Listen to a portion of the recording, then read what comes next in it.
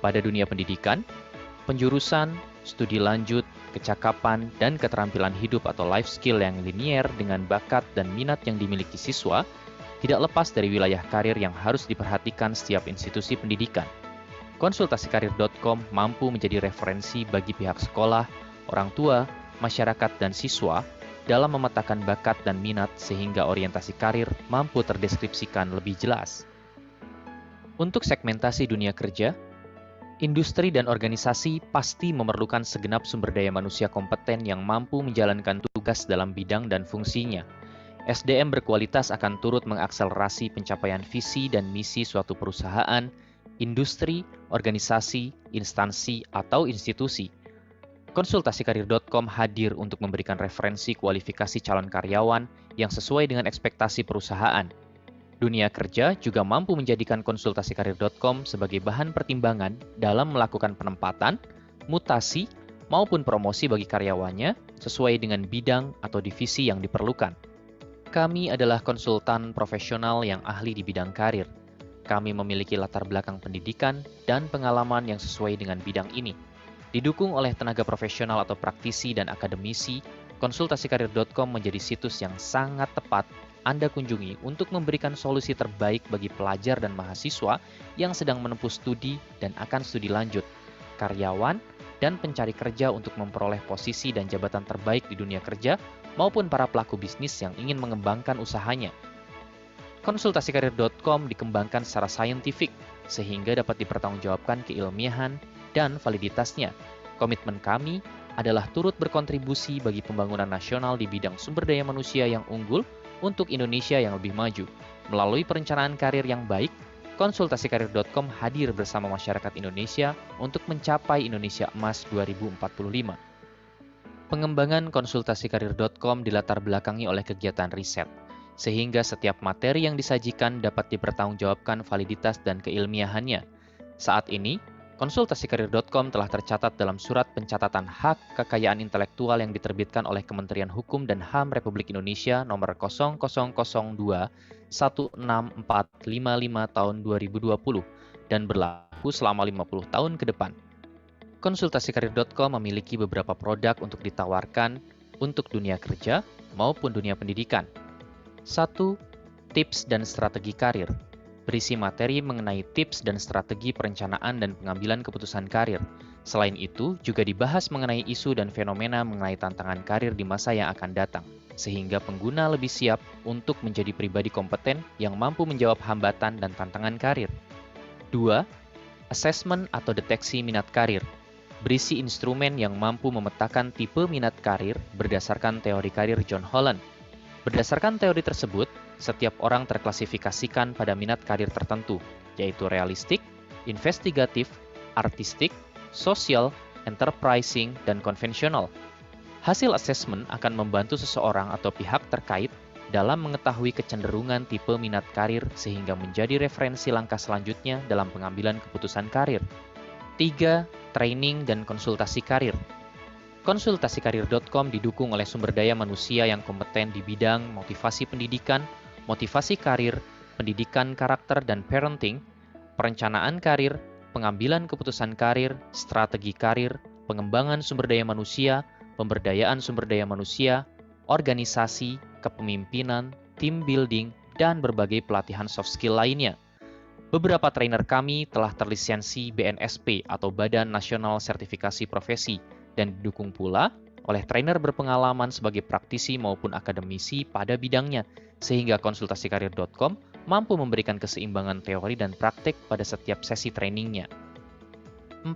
Informasi lowongan kerja. Konsultasikarir.com juga menyediakan informasi lowongan pekerjaan berdasarkan sumber terpercaya, sehingga pengguna dapat pula melakukan sinkronisasi hasil asesmen dengan peluang kerja yang ada. Portal ini juga membuka peluang kerjasama pada dunia kerja dalam proses rekrutmen maupun promosi. Dan yang kelima, informasi studi lanjut. Konsultasikarir.com juga berperan sebagai direktori sekolah dan perguruan tinggi bagi pengguna yang berstatus siswa atau mahasiswa, dan akan melanjutkan ke jenjang pendidikan yang lebih tinggi. Hasil asesmen mampu menjadi referensi pengguna dalam memperoleh informasi terkait sekolah atau perguruan tinggi yang sesuai dengan tipe minat karirnya. Portal ini juga membuka peluang kerjasama pada sekolah atau perguruan tinggi dalam proses penerimaan siswa atau mahasiswa baru maupun promosi.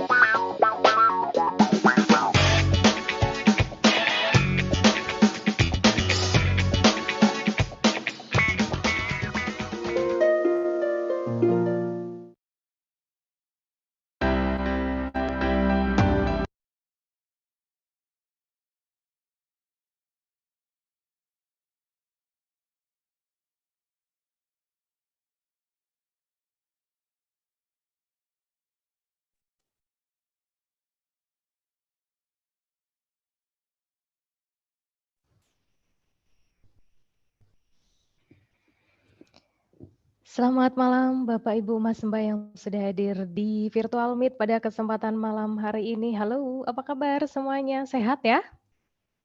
Wah, ini ternyata masih terkesima oleh video yang ditayangkan di awal tadi sepertinya ya. Baik, Bapak Ibu yang kami hormati, acara akan segera kami mulai. Terima kasih sudah bergabung di virtual meet pada kesempatan malam hari ini. Assalamualaikum warahmatullahi wabarakatuh. Apa kabar Bapak Ibu semua? Semoga semua dalam keadaan sehat ya, dan sekali lagi kami ucapkan selamat datang di virtual meet pada kesempatan kali ini di acara Bincang Karir 2 yang diadakan oleh Konsultasi Karir. Perkenalkan Bapak Ibu, saya Erni Setiani, saya yang akan memandu jalannya acara pada kesempatan malam hari ini. Dan seperti yang Bapak Ibu sudah ketahui semua bahwa Bincang Karir 2 malam hari ini mengangkat tema menjadi konsultan karir terampil. Nah, ini merupakan salah satu kegiatan yang sangat bermanfaat tentunya untuk Bapak Ibu pendidik, calon pendidik, Bapak Ibu orang tua atau calon orang tua. Insya Allah semua di sini akan jadi orang tua ya. Saya sapa dulu untuk, kayaknya ada mahasiswa-mahasiswa juga ya. Selamat malam. Kemudian Bapak Ibu juga dari tenaga pendidik ya, Bapak Ibu guru dari seluruh instansi, baik di Jogja maupun di luar Jogja. Selamat malam dan selamat bergabung bersama kami. Tentunya nanti kegiatan ini, banyak sekali manfaatnya, nanti Bapak Ibu bisa, membantu siswa atau anak kandung ya, anak kandung, membantu anak Bapak Ibu semua untuk mengenali kekuatan dan peluang apa yang bisa diraih, kemudian mampu mengidentifikasi karir atau potensi karir, dan pastinya yang Bapak Ibu guru BK ini nanti bisa membantu kesiapan karir siswa-siswinya di sekolah atau instansi masing-masing. Nah, namun Bapak Ibu sebelum kita ke acara inti, karena di tengah-tengah kita juga sudah hadir pembicara kita ya, yang ganteng, yang aduh pokoknya gitu ya. Alangkah baiknya kita berdoa terlebih dahulu ya, supaya kegiatan kita pada kesempatan malam hari ini bisa berjalan dengan lancar dan bermanfaat tentunya. Kita akan berdoa menurut agama dan kepercayaan masing-masing, dipersilahkan. Berdoa selesai?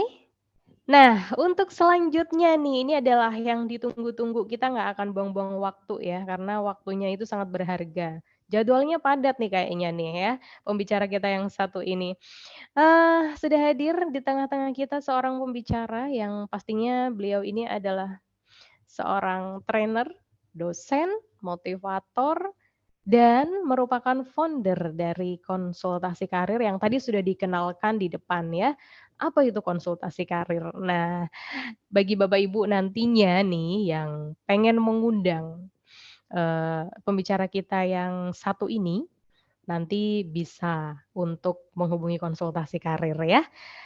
Beliau ini memang sudah expert sepertinya di bidang karir dan beliau sudah membuat beberapa buku dan beberapa penelitian juga sudah dilakukan, pokoknya aktif banget deh. Kayaknya langsung aja deh ya kita sambut dan kita kenalan dulu dengan Bapak Nararya Rahadian Budiono SPD MPD CNCP CPSP CLMA CSRP atau biasa dipanggilnya Pak Arya. Bukan Arya Saloka tapi. Selamat malam Pak Arya. Selamat malam, Assalamualaikum warahmatullahi wabarakatuh, Bapak dan Ibu, teman-teman semuanya. Iya, gimana kabarnya nih Pak Arya malam hari ini? Alhamdulillah, sehat luar biasa, baik. Cerah Yogyakarta, secerah karir kita semua. Oh, amin. Ah, ya. Iya, malam hari ini sudah siap ya memberikan, kayaknya dari temanya saja sudah sangat menarik ya. Sebenarnya malam hari ini Pak Arya pengen memberikan apa sih Pak Arya ke kita semua tuh? Ya, baik. Terima kasih Ibu Elvin luar biasa. Moderator kita pada pagi hari ini berbagi semangat.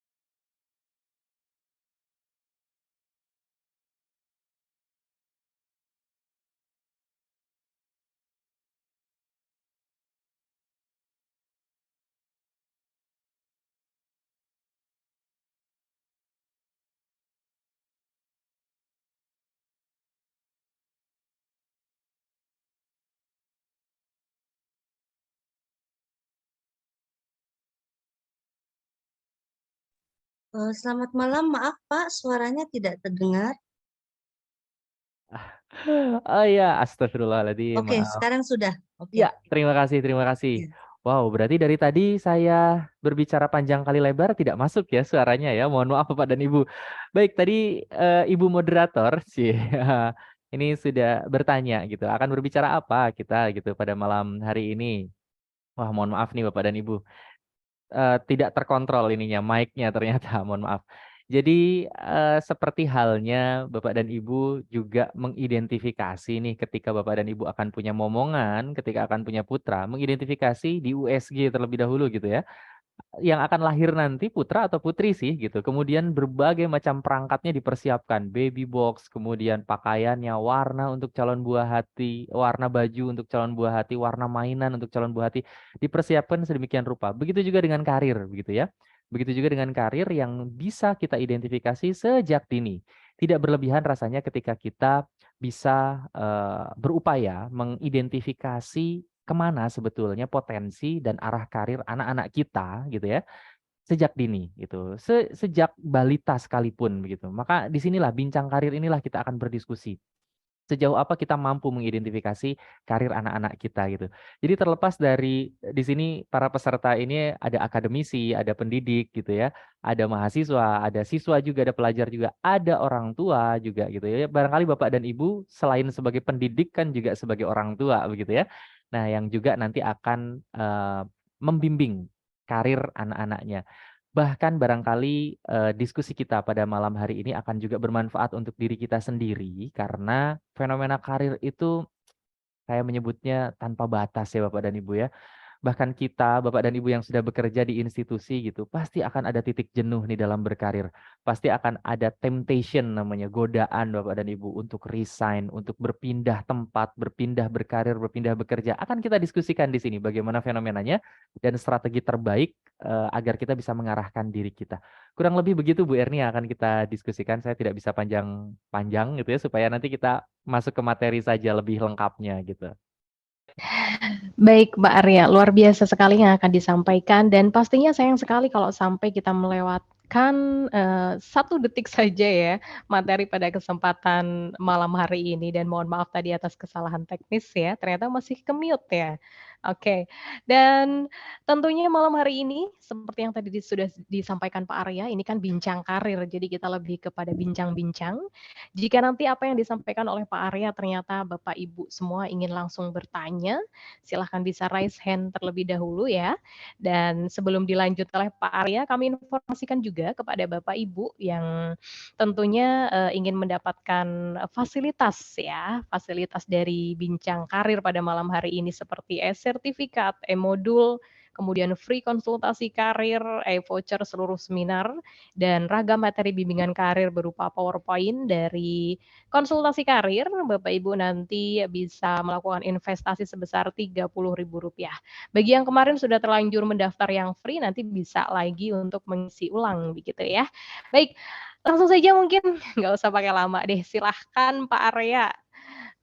Waktunya adalah milikmu. Silakan Pak Arya. Baik, terima kasih Bu Erni atas kesempatan dan waktu yang diberikan. Bismillahirrahmanirrahim. Saya sapa sekali lagi. Assalamualaikum warahmatullahi wabarakatuh. Selamat malam Bapak dan Ibu, teman-teman sekalian. Oke, semoga semuanya ada dalam keadaan sehat ya. Semoga semuanya juga ada dalam kecerahan, secerah karir kita yang akan kita diskusikan pada malam hari ini. Secerah Yogyakarta pada malam hari ini Bapak dan Ibu. Baik, tadi di prolog sudah saya sampaikan Bapak dan Ibu bahwa berbicara karir itu lifespan ya. Sepanjang rentang kehidupan manusia, mulai dari neonatal ya, newborn, sampai dengan kita masuk pada fase kemunduran usia 65 tahun ke atas menurut teorinya Super ya. Jadi berbicara karir itu sepanjang itu Bapak dan Ibu sekalian. Sehingga eh, tidak terlalu dini sebetulnya ketika kita berbicara tentang karir, mempersiapkan karir untuk anak-anak kita walaupun mereka masih balita gitu, dan juga tidak terlambat, tidak terlalu terlambat, tidak terlalu usang rasanya ketika kita juga berbicara karir untuk Bapak dan Ibu yang sudah memasuki usia-usia purna, sudah masuk-masuk usia retire gitu ya, usia-usia masa-masa pensiun, supaya juga Bapak dan Ibu bisa meminimalisir dan memitigasi fenomena-fenomena post power syndrome nih ya. Kenapa? Karena post power syndrome bisa terjadi secara psikologis begitu. Barangkali karena juga kematangan karirnya, career maturity-nya juga barangkali tidak dipersiapkan dengan baik begitu ya Bapak dan Ibu. Nah, berbicara mengenai karir juga kita berbicara tentang bahwa tantangan dan masalah baru di masa yang akan datang itu tidak bisa diselesaikan dengan cara-cara lama. Sehingga tidak berlebihan lagi ya Bapak dan Ibu, tidak berlebihan pula ketika kita berbicara dan terus mengupdate fenomena-fenomena persiapan karir dari waktu ke waktu.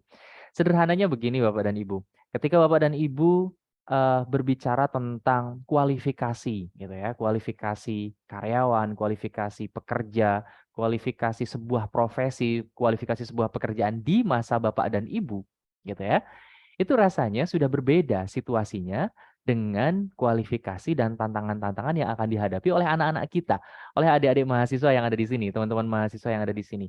Nampaknya baby boomer barangkali ya atau generasi X tidak terlalu bisa tidak 100% gitu ya, tidak 100% persis sama gitu ya, memberikan inspirasi dan referensi tentang apa yang harus dipersiapkan untuk bekerja. Kenapa? Karena tantangannya pun sudah berbeda. Belum lagi Bapak dan Ibu, ini sering saya sampaikan di kelas juga, ini teman-teman mahasiswa juga sering menyimak gitu ya apa yang saya sampaikan, bahwa banyak sekali Bapak dan Ibu profesi di masa sekarang itu tidak terbayangkan sebagai sebuah profesi atau pekerjaan pada masa Bapak dan Ibu muda dulu gitu ya. Artinya banyak profesi baru yang bermunculan yang tidak terbayangkan itu sebagai sebuah profesi atau sebagai sebuah pekerjaan. Pun sebaliknya gitu. Banyak pula profesi yang hilang gitu ya, yang dulunya cukup famous nih, cukup populer, profesi ini juga cukup banyak diminati gitu ya. Profesi ini perlu membutuhkan banyak karyawan sehingga opportunity atau peluang untuk bekerja di bidang itu tinggi, tapi sekarang profesinya hilang gitu. Salah satunya barangkali yang sudah banyak diperbincangkan ya Bapak dan Ibu ya, yang perlu diantisipasi adalah akuntan gitu, di mana banyak aplikasi-aplikasi yang sudah bisa menggantikan pekerjaan-pekerjaan akuntan gitu.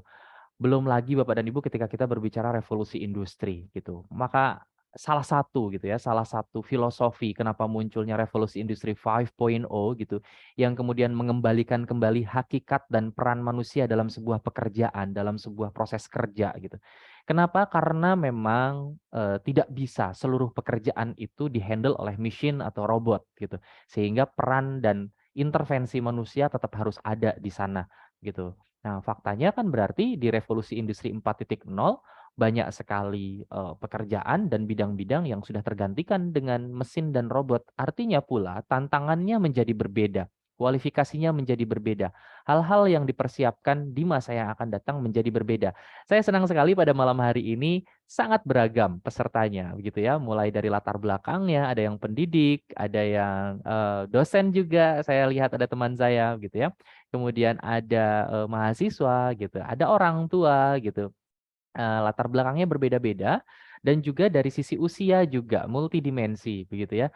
Nah, di sini justru kita akan memperbincangkan itu. Kita akan mendiskusikan itu supaya kita brainstorming di sini Bapak dan Ibu, teman-teman semuanya ya, supaya kita bisa bertukar pengalaman. Saya berharap Bapak dan Ibu di sini juga bisa memberikan pencerahan untuk saya pribadi karena saya belum mungkin ya saya belum masuk usia Bapak dan Ibu yang lebih senior dari saya yang ada di sini, sehingga juga pengalaman hidup, pengalaman dalam berkarir dan pengalaman bekerja, tentunya perbendaharaannya lebih lengkap Bapak dan Ibu yang bisa diceritakan dan di-sharingkan di sini. Saya juga berharap Bapak dan Ibu juga akan berbagi tentang permasalahan-permasalahan karir, entah itu dialami oleh Bapak dan Ibu sendiri, oleh siswa didik Bapak dan Ibu semuanya, oleh putra-putri Bapak dan Ibu atau oleh teman-teman mahasiswa yang ada di sini. Silahkan kita akan berbagi di sini dan kita akan brainstorming, kita akan bertukar pikiran di sini. Saya akan mencoba gitu ya Bapak dan Ibu ya, saya akan mencoba untuk menganalisis gitu ya, menganalisis permasalahan yang ada dan juga mengkaji itu dari perspektif-perspektif saintifik gitu ya Bapak dan Ibu ya. Baik, kita langsung saja Bapak dan Ibu mohon izin saya akan share screen terkait materi kita hari ini. Bagaimana kemudian kita menjadi konsultan karir yang terampil, begitu ya Bapak dan Ibu. Sekalipun judulnya menjadi konsultan karir yang terampil, artinya di sini berarti Bapak dan Ibu akan diproyeksikan sebagai seorang advisor gitu ya, sebagai seorang pembimbing, entah itu membimbing peserta didiknya atau membimbing putra-putri Bapak dan Ibu gitu ya. Bagaimana nih supaya terampil di sana. Tapi di sisi lain tadi yang sudah saya sampaikan juga ya, mungkin ini juga bermanfaat untuk diri kita sendiri. Sebelum kita kemudian meng-advise orang lain, mungkin akan kita implementasikan untuk diri kita sendiri. Baik, langsung saja saya akan share screen. Mohon izin. Baik. Ya, oke. Mas Faisal barangkali nih, saya mau tanya sudah display belum Mas Faisal ya?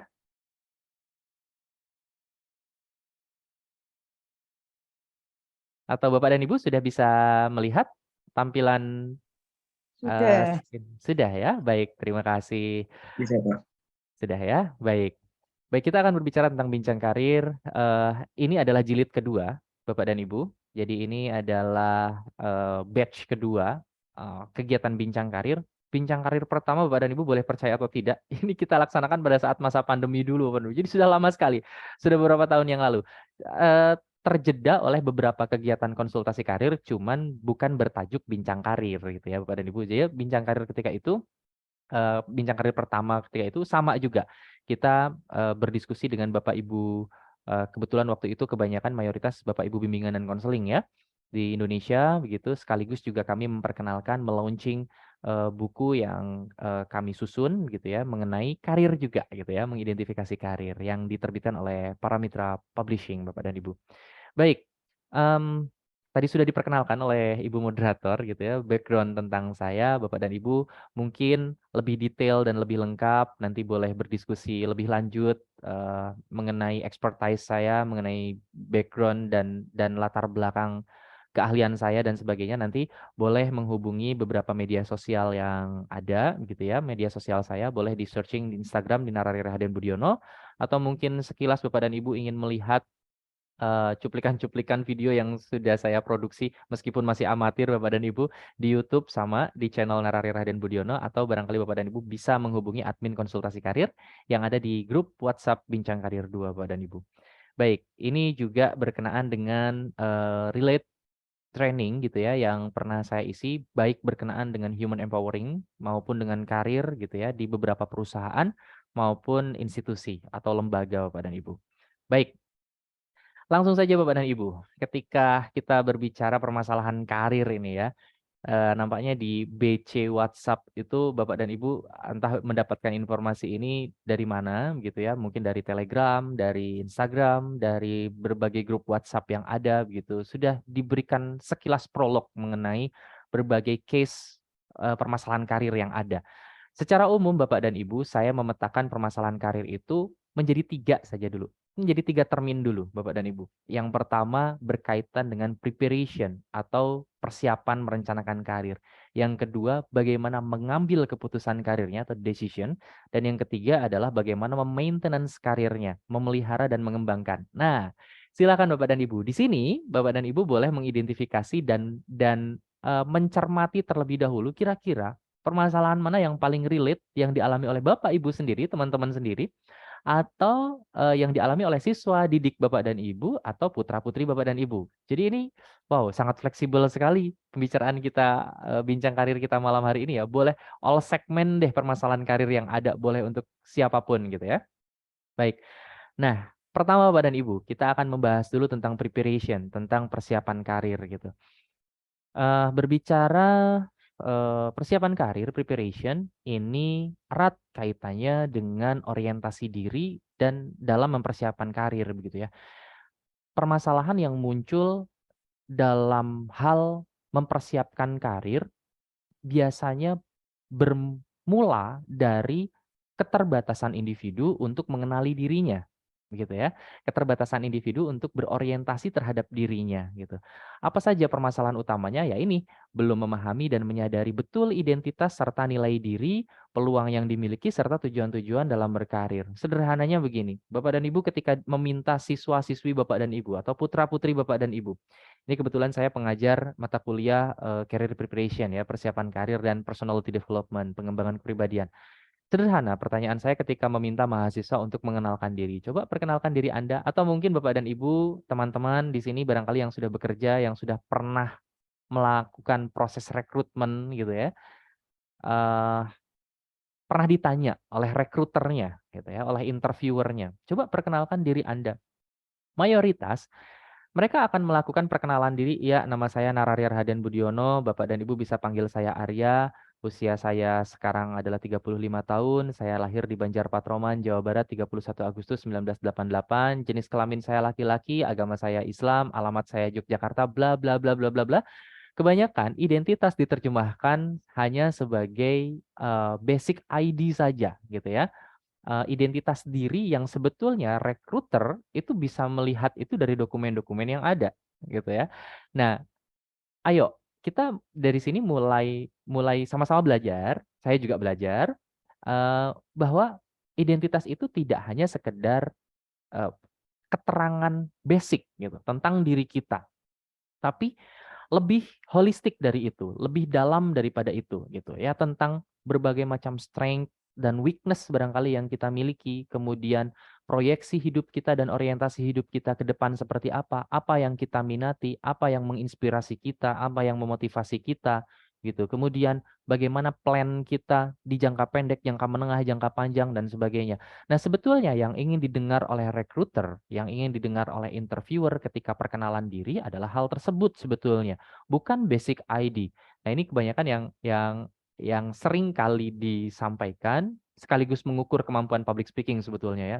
Saya pengen tahu dong gimana sih eh, cara perkenalan dirinya, oh ternyata hanya hafalan saja, karena itu sudah ada di dokumen dan kemudian dihafalkan. Tapi kemudian untuk menguraikan dan mendeskripsikan tentang siapa dirinya, siapa identitas dirinya, itu ternyata masih memiliki keterbatasan.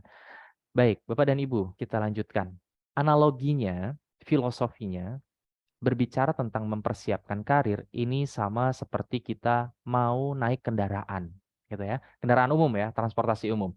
Dan kita ingin menuju ke satu tempat, gitu ya, menuju ke sebuah destinasi, gitu.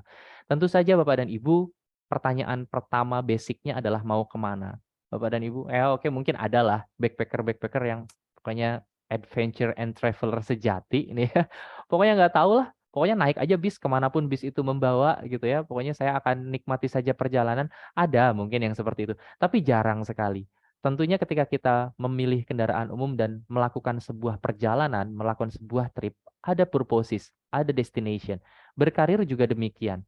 Maka goals itu adalah satu ketetapan pertama yang kita tentukan terlebih dahulu gitu. Mau kemana nih goals kita gitu. Kemudian yang kedua, kalau sudah tahu, tentu Bapak dan Ibu, misal, saya membayangkan, oke deh, dari Yogyakarta mau ke Bandung gitu misalnya ya.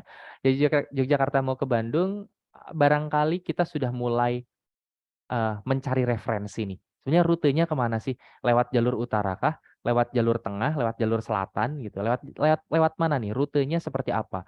Kemudian juga tahu estimasinya. Oh, Yogyakarta Bandung itu segini jam ya gitu. Kemudian perbekalan yang diperlukan untuk bekal kita selama perjalanan dari Yogyakarta ke Bandung tuh apa saja. Lalu bis mana yang mau kita naiki? Nggak mungkin dong. Tujuan kita, purposes kita, destinasi kita ke Bandung, tapi kemudian kita naik bis ke Madiun gitu, Mira atau Eka gitu ya kalau dari Jogja gitu ya. Kita ke Madiun. Tentu orientasi itu perlu kita trace terlebih dahulu Pak dan Ibu. Kemudian kalau sudah sampai pun kita mau ngapain nih gitu ya. Kalau sudah sampai, kita mau apa di tujuan kita. Berkarir juga demikian. Goals-nya apa dalam berkarir? Rutenya seperti apa nih? Kalau kita kalau kita sudah tetapkan karir kita itu targetnya mau apa, maka kita sudah bisa memprediksikan eh, checkpoint yang akan terjadi ketika kita mencapai target dan goals kita itu apa saja gitu. Lalu kita juga menetapkan target, berapa lama kemudian target kita bisa tercapai. Saya harus mencapai gelar doktor di usia berapa atau di tahun berapa. Saya harus mencapai eh, income saya begitu ya. Ini income saya sekian rupiah saat ini di tahun ini, tapi di tahun ini saya harus mencapai income saya dari manapun gitu ya, dari pekerjaan tetap saya sebagai lecturer, sebagai dosen barangkali, dan di luar itu. Nah, hal-hal seperti itu gitu ya dalam hal berkarir, mengestimasi, mengerti estimasi waktunya. Perbekalan yang diperlukan. Yogyakarta Bandung. Wow, saya harus bawa headset dan saya harus membekali berbagai macam playlist musik di HP saya supaya perjalanan saya nggak boring nih, nggak ngantuk, nggak bosen dan nggak ngantuk lah pasti ya, Pak. Tapi nggak bosen gitu ya. Kemudian meals and drink yang harus saya sediakan selama perjalanan Yogyakarta Bandung apa saja. Berkarir juga demikian. Maka kompetensi apa saja, skills apa saja, legal apa saja yang perlu kita kantongi biar kita bisa sampai pada target karir kita. Kita juga perlu orientasikan itu. Kendaraan apa? Nah, ini barangkali yang dialami oleh teman-teman mahasiswa yang ada di sini nih. Kan mungkin Bapak dan Ibu juga mengalami ya, Bapak Ibu dosen di sini, kemudian atau mungkin Bapak dan Ibu sendiri mengalami ketika masa kuliah dulu gitu ya. Saya tuh bener nggak sih jurusannya di sini gitu. Jangan-jangan saya salah naik kendaraan nih gitu. Saya pengennya ke Bandung, tapi saya malah naik bis tujuan Madiun gitu. Atau saya malah naik bis Safari Dharma Raya, tiba-tiba saya nyampe ke Bali aja. Gitu. Nah, oke. Ketepatan memilih kendaraan, ketepatan memilih armada untuk mengangkut kita sampai dengan mencapai karir yang kita tuju. Ini juga perlu kita orientasikan. Dan juga kalau sudah sampai, kemudian mau ngapain? Kalau saya sudah sampai Bandung, kemudian saya mau ngapain? Ke Dago, ke Ledeng, ke Cihampelas, oke, ke Paris Van Java barangkali gitu ya, atau ke Tangkuban Perahu, mau ngapain gitu. Kalau misalnya pun karir kita sudah tercapai, goals-nya sudah tercapai, maka apa yang bisa kita perbuat? Karya apa yang kemudian akan kita kontribusikan dan sebagainya, Bapak dan Ibu. Baik. Barangkali secara konkret Bapak dan Ibu sering menemukan pertanyaan-pertanyaan seperti ini dari siswa-siswi atau putra-putri Bapak dan Ibu, gitu ya. Sebetulnya apa sih kekuatan dan kelemahan kita? Ini kita berbicara tentang identitas diri yang tadi sudah saya sampaikan ya Bapak dan Ibu ya. Apa kekuatan dan kelemahan saya gitu. Kemudian apa saja sih sumber daya atau dukungan yang bisa mensupport saya nih supaya karir saya bisa tercapai, goal saya bisa tercapai gitu. Bagaimana posisi dan kedudukan kondisi saya saat ini? Karena faktanya Bapak dan Ibu, ada kok gitu. Saya juga sering menemukan mahasiswa saya gitu. Mereka belum aware sepenuhnya. Mereka belum sadar sepenuhnya bahwa ini saya lagi ngapain sih di jurusan ini gitu. Sebetulnya saya itu enjoy nggak sih di jurusan ini? Dan sebenarnya jurusan ini tuh jurusan apa sih? Kok saya bisa ada di sini dan sebagainya. Oke, SMK misalnya, siswa-siswi SMK. Kok saya bisa masuk sih ke otomotif? Kok saya tuh ada di otomotif tuh ngapain gitu? Padahal saya males megang-megang oli dan kotor-kotoran dan sebagainya. Oke, nah kesadaran tentang posisi dan kondisi saat ini itu juga yang akan menjadi salah satu faktor problems dalam hal berkarir nantinya. Kemudian dari mana saja saya bisa mengakses informasi supaya saya bisa membekali diri saya secara tepat dan juga menaiki armada yang tepat dan juga saya mempunyai gambaran setelah saya sampai kepada target karir saya mau ngapain, dari mana referensi informasi karir itu bisa saya dapatkan dan mau kemana pula saya harus melangkah gitu ya. Step pertama apa yang harus saya lakukan? Nah, mungkin pertanyaan-pertanyaan ini yang sering muncul di benak siswa-siswi, mahasiswa Bapak dan Ibu atau putra-putri Bapak dan Ibu. Tentunya Bapak dan Ibu di Bincang Karir untuk menjadi konsultan karir terampil ini Bapak dan Ibu eh, perlu apa ya? Kita diskusikan di sini ya Bapak dan Ibu ya, kita diskusikan di sini. Lalu bagaimana formulasi yang tepat untuk bisa memberikan advice terbaik.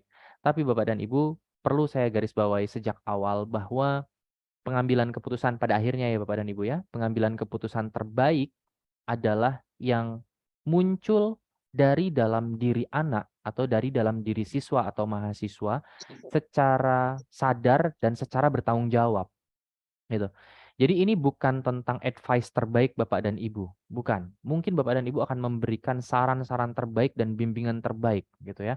Memberikan sejumlah manual prosedur terbaik untuk bisa membuat peta perjalanan karir untuk siswa-siswi atau putra-putri Bapak dan Ibu. Mungkin Bapak dan Ibu bisa lakukan itu.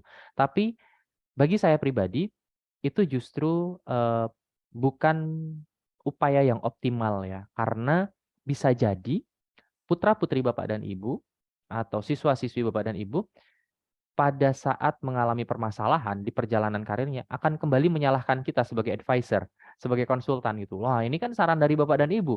Ini kan strategi dan peta yang Bapak Ibu buatkan. Sebenarnya saya nggak pengen kayak gini kok. Nah, maka sebetulnya kalau Bapak dan Ibu bimbingan dan konseling tahu betul ya, kemandirian konseli itu adalah prioritas utama dalam proses konseling ya Bapak dan Ibu. Jadi yang paling utama adalah bagaimana mereka mampu menemukan formulasi dan solusinya sendiri melalui stimulasi-stimulasi diskusi yang bisa kita lakukan. Nah, oke, di Bincang Karir kali inilah akan coba kita berikan ilustrasi gambaran sekilas. Tentu detailnya baru bisa saya, karena waktu kita terbatas ya Bapak dan Ibu ya, baru bisa kita rumuskan di e-modul yang sudah saya susun yang Bapak dan Ibu sudah melakukan pemesanan, Bapak dan Ibu bisa mengakses. Kira-kira bagaimana sih diskusi terbaik kita gitu ya yang bisa kita lakukan untuk memunculkan kemandirian dan kesadaran penuh gitu ya pada anak didik kita atau putra-putri kita gitu supaya bisa menjawab pertanyaan-pertanyaan seperti ini. Pertanyaan mengenai preparation, career preparation. Baik. Apa sih sebetulnya yang mereka perlukan gitu. Saya membuat sebuah formulasi saya istilahkan dengan mengenali self vlog gitu ya. Vlog itu adalah value, line, opportunity, goals dalam diri gitu. Jadi sasaran utamanya adalah bagaimana kita mampu menumbuhkan, menyadarkan mereka untuk bisa memiliki dan menyadari value, nilai gitu ya, nilai yang ada dalam dirinya gitu. Nilai yang ada dalam dirinya. Kemudian line, path-nya, career path-nya, jalurnya gitu. Bagaimana kemudian mereka bisa membuat map mereka sendiri. Kemudian opportunity-nya apa sih? Banyak loh Bapak dan Ibu, mungkin putra-putri Bapak dan Ibu juga tidak menyadari nih bahwa ternyata ayah bundanya itu punya koneksi yang bagus punya koneksi yang bagus yang bisa memberikan opportunity yang baik, peluang yang baik untuk karir mereka. Mohon maaf dan Bapak dan Ibu. Saya dalam hal ini tidak selalu memandang hal tersebut sebagai bentuk nepotisme. Kan ada yang berpikiran kayak gini, itu kan kemudian memanfaatkan link-linknya orang tuanya aja, akhirnya dia karirnya bisa berjalan mulus. Why not, Bapak dan Ibu? Ya, selama kualifikasi kita bisa kita pertanggungjawabkan. Bapak dan Ibu mungkin pernah menyimak satu podcast Deddy Corbuzier yang mewawancarai Kaisang, gitu ya, mewawancarai Kaisang dan tanya, apakah em, keberhasilan bisnis yang dibangun oleh Kaisang itu ada peran Bapak Jokowi di balik itu, gitu.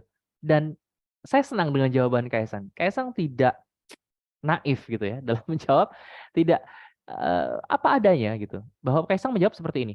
Yo, privilege itu barangkali akan berdampak kepada siapapun, tidak harus kepada anak presiden gitu ya.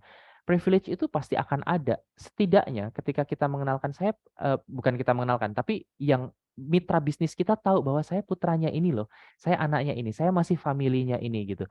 Tentu secara psikologis ada pertimbangan-pertimbangan tertentu barangkali ya. Di samping juga yang paling utama adalah dilihat juga dong kualifikasi. Kualifikasi kita layak nggak? Iya deh kamu anak presiden, tapi kualifikasinya layak nggak gitu. Nah barangkali Kaisang juga bisa membuktikan itu Bapak dan Ibu ya. Kaisang juga bisa, mohon maaf ya Bapak dan Ibu, ini tidak bermaksud kampanye loh ya. Mungkin Bapak dan Ibu ada yang dari Depok di sini. Karena Kaisang sedang mencalonkan wali kota atau bupati Depok. Saya kurang tahu. Nah ini saya tidak bermaksud kampanye di sini. Tapi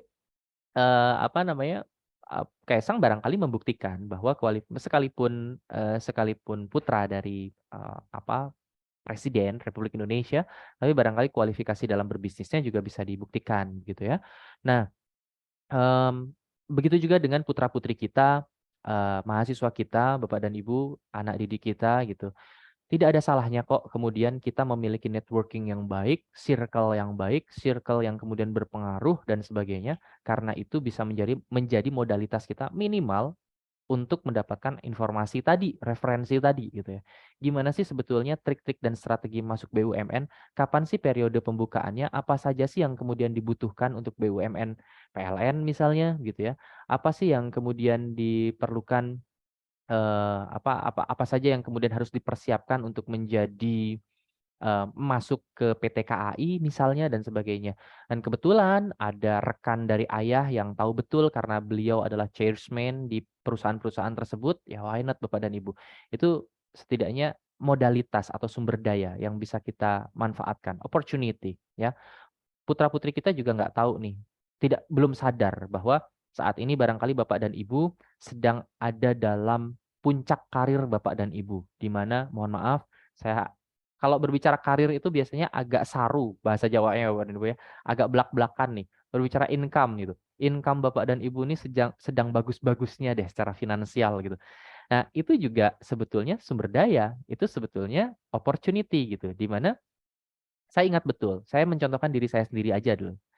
Ketika itu saya memutuskan untuk ingin studi lanjut S2 di awal dengan bantuan dari orang tua saya. Karena ketika itu karir orang tua saya sedang bagus-bagusnya. Saya pikir saya kayaknya agak bukan suatu kendala yang besar untuk orang tua saya membiayai S2 saya. Saya manfaatkan momen itu gitu.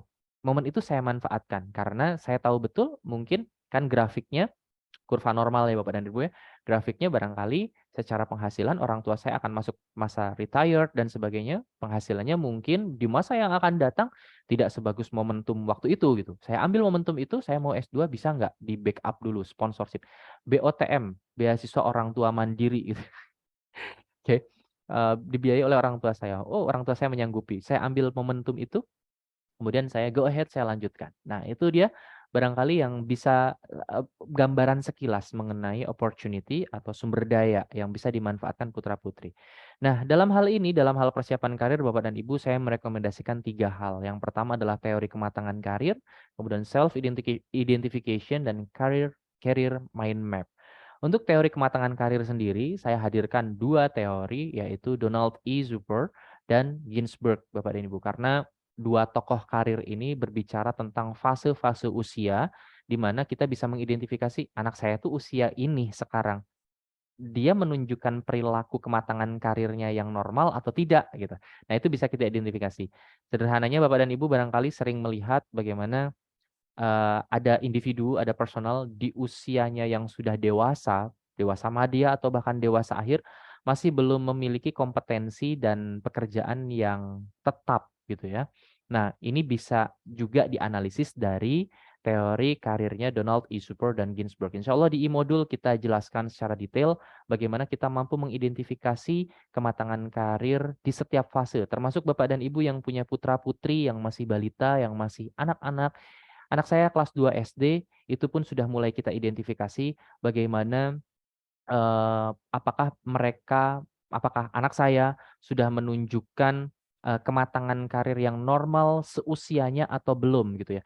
Berbicara karir untuk anak-anak tentu saja berbeda ya Bapak dan Ibu dengan berbicara karir untuk remaja, untuk dewasa gitu ya. Karena berbicara karir untuk anak-anak tidak berbicara tentang eh, apa dong eh, sertifikasi yang harus mereka miliki, apa dong pelatihan yang harus mereka ikuti, kemudian apa dong ijazah yang harus mereka belum bicara seperti itu.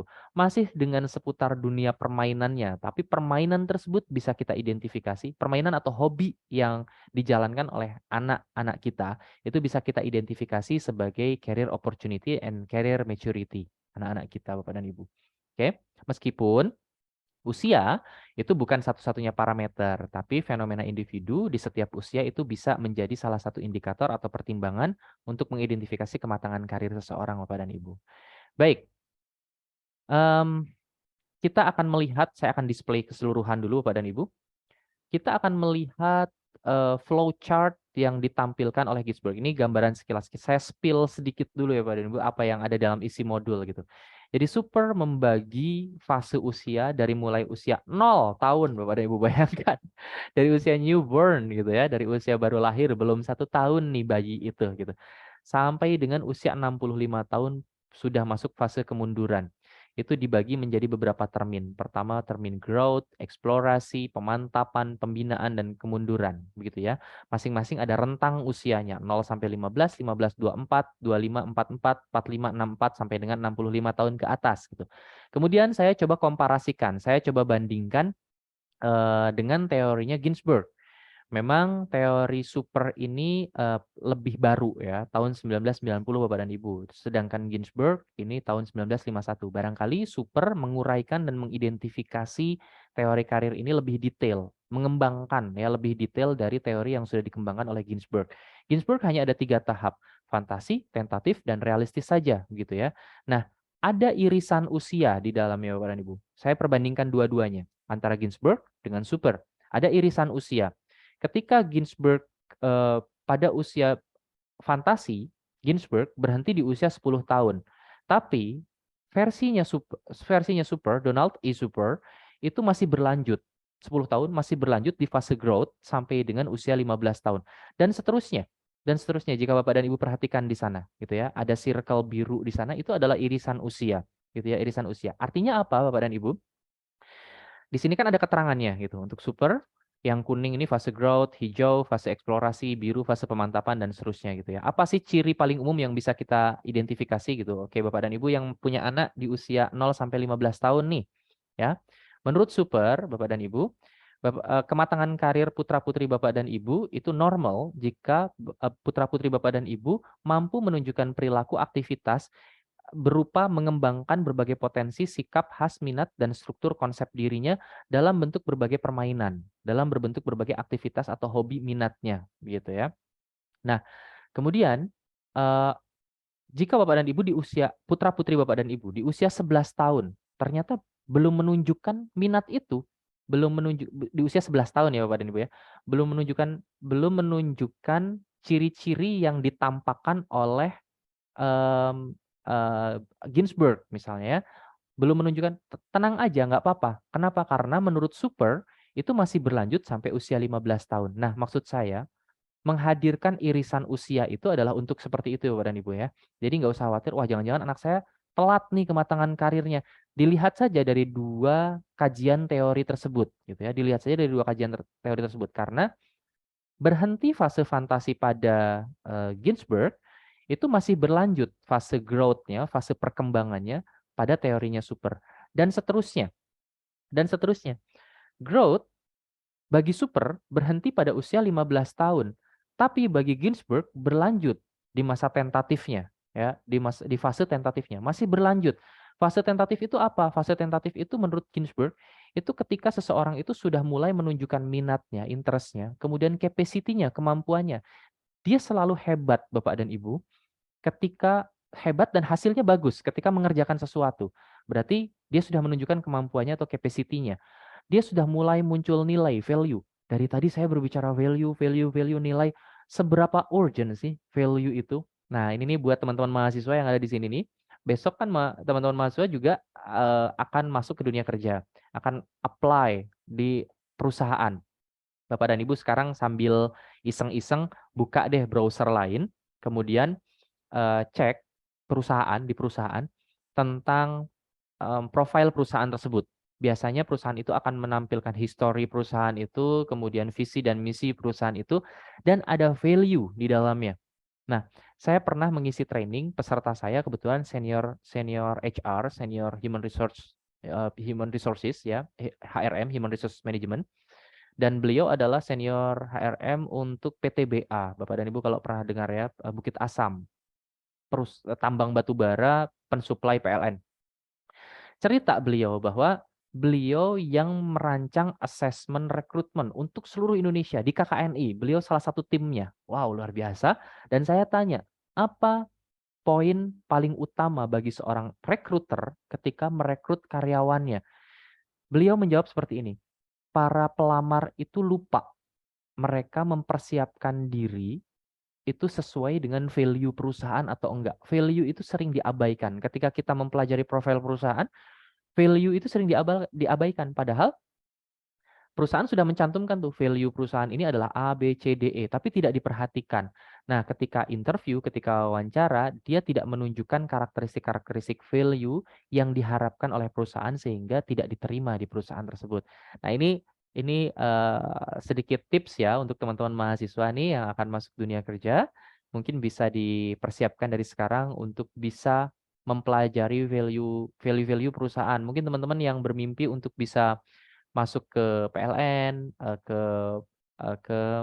PT KAI barangkali, kemudian ke perbankan yang BUMN barangkali. Coba lihat di website official mereka dan perhatikan value-nya. Apakah value perusahaan itu sesuai dengan karakteristik teman-teman atau enggak, gitu ya. Nah, ini dia. Tadi masuk fase tentatif ya, value, kemudian transisi. Jangan khawatir karena menurut Ginsberg di usia 17 tahun, mohon maaf, di usia 17 tahun, seseorang itu bisa saja masih berganti-ganti minat, berganti-ganti pilihan atau alternatif karirnya. Pun juga yang didefinisikan oleh super Bapak dan Ibu, teman-teman semuanya, pada fase eksplorasi, ini teman-teman mahasiswa di sini mungkin masuk fase 15 sampai 24 ya. 15 sampai 24 itu masih ada berbagai alternatif pilihan pekerjaan di masa yang akan datang. It's normal Bapak dan Ibu. Itu adalah satu hal yang normal karena eh, menurut pandangan Ginsberg itu masih masuk fase tentatif dan menurut pandangannya super itu masih masuk fase explore, mengeksplor banyak hal, mengeksplor banyak alternatif dan pilihan gitu.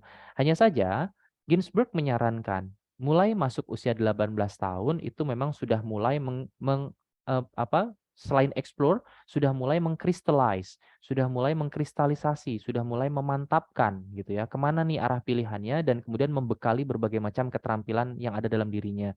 Dan sampai dengan specification, menentukan dan mengambil keputusan mau berkarir di bidang apa begitu. Meskipun di pandangannya super, enggak kalau 24, 25 masih deh kayaknya nih teman-teman yang 25 tahun, yang usia 25 tahun yang ada di webinar ini juga masih ada godaan-godaan beberapa pilihan gitu. Oke, menurut super juga masih menjadi hal yang wajar di sana gitu ya Bapak dan Ibu.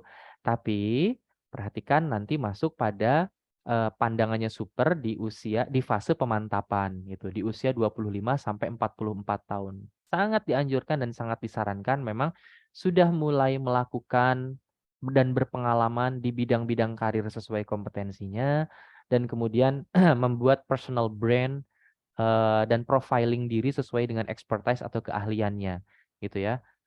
Masuk usia 45 sampai 64 tahun, nih mohon izin Bapak dan Ibu senior yang ada di sini, 45 sampai 64 tahun ini ibarat pesawat itu sudah ada di ketinggian 36.000 feet, 36.000 kaki nih. Sudah tinggal jalankan saja tracknya sesuai dengan tracking yang sudah ditetapkan oleh Air Traffic Control. Sudah bukan masanya lagi untuk mencari-cari gitu ya. Karena di usia 45 sampai di usia 45 sampai 64 ini seharusnya ada pada posisi-posisi strategis di perusahaan atau di lembaga. Entah itu sebagai senior staff atau mungkin supervisor, manajer, direksi dan sebagainya di usia-usia ini gitu ya. Makanya kenapa Bapak dan Ibu, Indonesia 2045 adalah dipandang sebagai bonus demografi, semoga tidak menjadi demografi disaster, tapi menjadi bonus demografi, reward demografis ya Bapak dan Ibu. Kenapa? Karena Gen Z yang jumlahnya banyak ini gitu ya di tahun 2045 atau 100 tahunnya Indonesia ini ya masuk fase-fase usia ini. Mulai masuk fase 45 tahun, di mana mungkin Bapak dan Ibu saya sudah retire ya, sudah masuk masa kemunduran di sana. Tapi Gen Z ini nih teman-teman mahasiswa yang ada di sini nih, ini masuk pada fase shining-shiningnya dalam berkarir. Nah, diharapkan gitu ya, diharapkan para Gen Z ini mampu menunjukkan performa kerja terbaiknya supaya institusi, lembaga, organisasi, perusahaan yang teman-teman duduki jabatannya gitu ya, itu memberikan produktivitas dan karya terbaiknya untuk bangsa gitu. Makanya diharapkan karena diduduki oleh para Gen Z gitu ya di usia itu hampir rata gitu di 2045 nanti gitu. Nah, ini masuk fase pembinaan, harus sudah steady, harus sudah mantap. Masuk fase usia 65 tahun sudah masuk fase pensiun dan sebagainya. Ini sudah tidak ada ambisi lagi untuk menjadi superior gitu ya. Bukan berarti menjadi inferior, barangkali kemudian orientasinya saja bergeser. Yang tadinya memang yang tadinya memang workaholic gitu ya, gila bekerja dan sebagainya, siang malam dan sebagainya, waktu untuk keluarga sampai tidak ada, tapi di usia 65 tahun sudah pengen banyak dengan keluarga, sudah pengen banyak melakukan aktivitas-aktivitas spiritual, religius, sudah banyak bermain dengan tanaman, dengan hewan peliharaan, dengan ternak dan sebagainya ya Pak dan Ibu. Nah, inilah gambaran mengenai kematangan karir ya, masuk pada bahasan career preparation, persiapan karir yang ditinjau dari teorinya Super dan Ginsberg. Sekilas saya tampilkan Bapak dan Ibu supaya Bapak dan Ibu bisa mengidentifikasi kira-kira putra-putri Bapak dan Ibu sendiri gitu ya.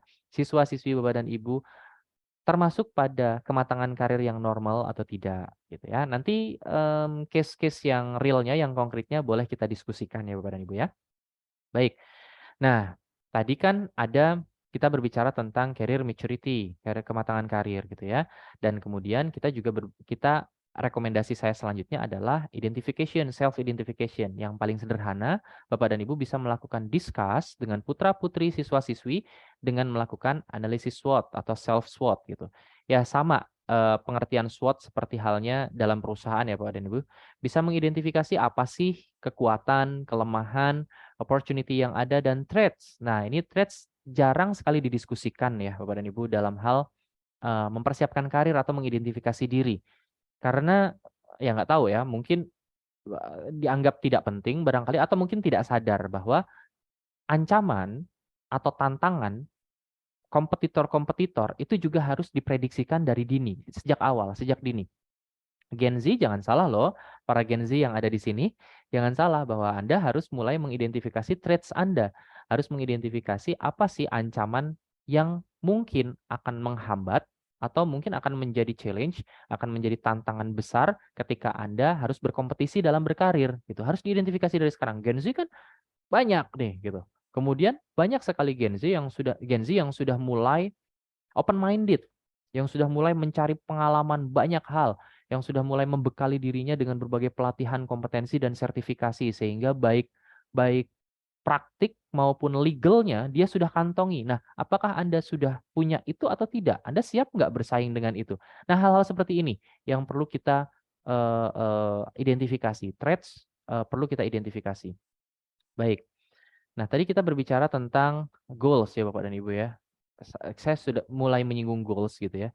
Adalah mengenali diri, mengenali sasaran gitu. Dan seperti yang kita tahu ini teori umum yang sering kali kita temukan adalah tetapkan goal secara smart gitu. Specific, measurable, achievable atau affordable, realistic dan timely gitu. Jangan nanggung-nanggung. Kalau mau tetapkan karir, kalau mau tetapkan tujuan karir dan target-target karir, tetapkan secara spesifik. Mau apa? Jangan hanya saya pengen sukses dalam berkarir. Sukses dalam hal apa? Ingin menduduki jabatan apa? Berapa income yang ingin ditargetkan dan sebagainya. Nggak usah tanggung-tanggung gitu ya. Oke, kemudian tapi measurable. Bisa diukur parameter ketercapaiannya. Checkpoint pertama, oke deh. Di awal-awal kerja saya ingin dapatkan UMR sekian dulu nggak apa-apa gitu. Tapi paling tidak nanti 3 tahun saya setelah saya bekerja saya harus mendapatkan UMR sekian, saya harus mendapatkan take home pay sekian dan sebagainya. Nah, ini measurable, bisa diukur gitu. Kalau Bapak dan Ibu dan teman-teman akan menggeluti bidang bisnis misalnya, ya measurable juga. Oke deh, buka bisnis awal customer saya berapa dulu gitu. Tapi 3 bulan kemudian saya harus mencapai customer atau engagement media sosial saya harus sudah mencapai sekian dan sebagainya. Oke. Affordable. Oke. Mimpinya boleh bagus, tapi afford atau enggak? Mampu dicapai atau enggak gitu ya.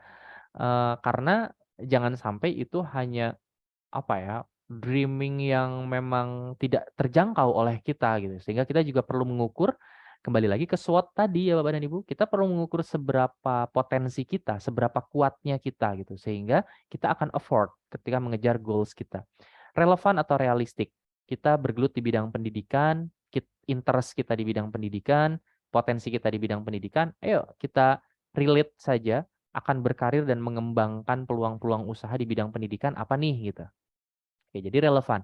And timely, kalau tadi ada measurable lebih kepada patokan kuantitatifnya gitu ya. Kalau ini timely atau time based, ini lebih kepada patokan waktunya. Mau ditetapkan secara jangka pendek, jangka menengah atau jangka panjang nih gitu.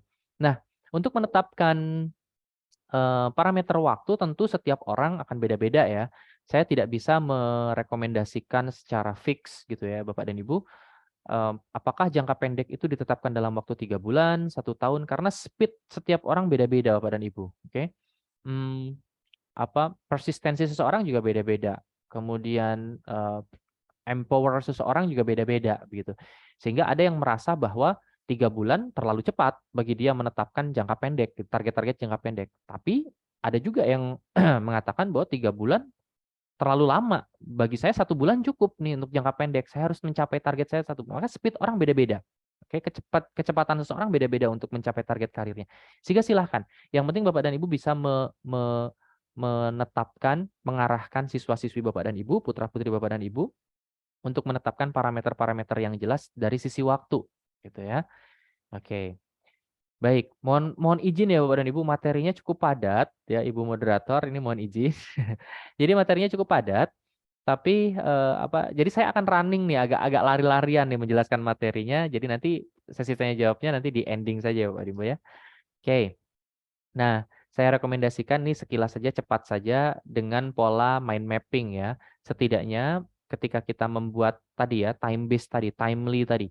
Dan juga menetapkan goals tadi ya, specific, measurable, achievable or affordable, relevan atau relate, dan timely atau time based.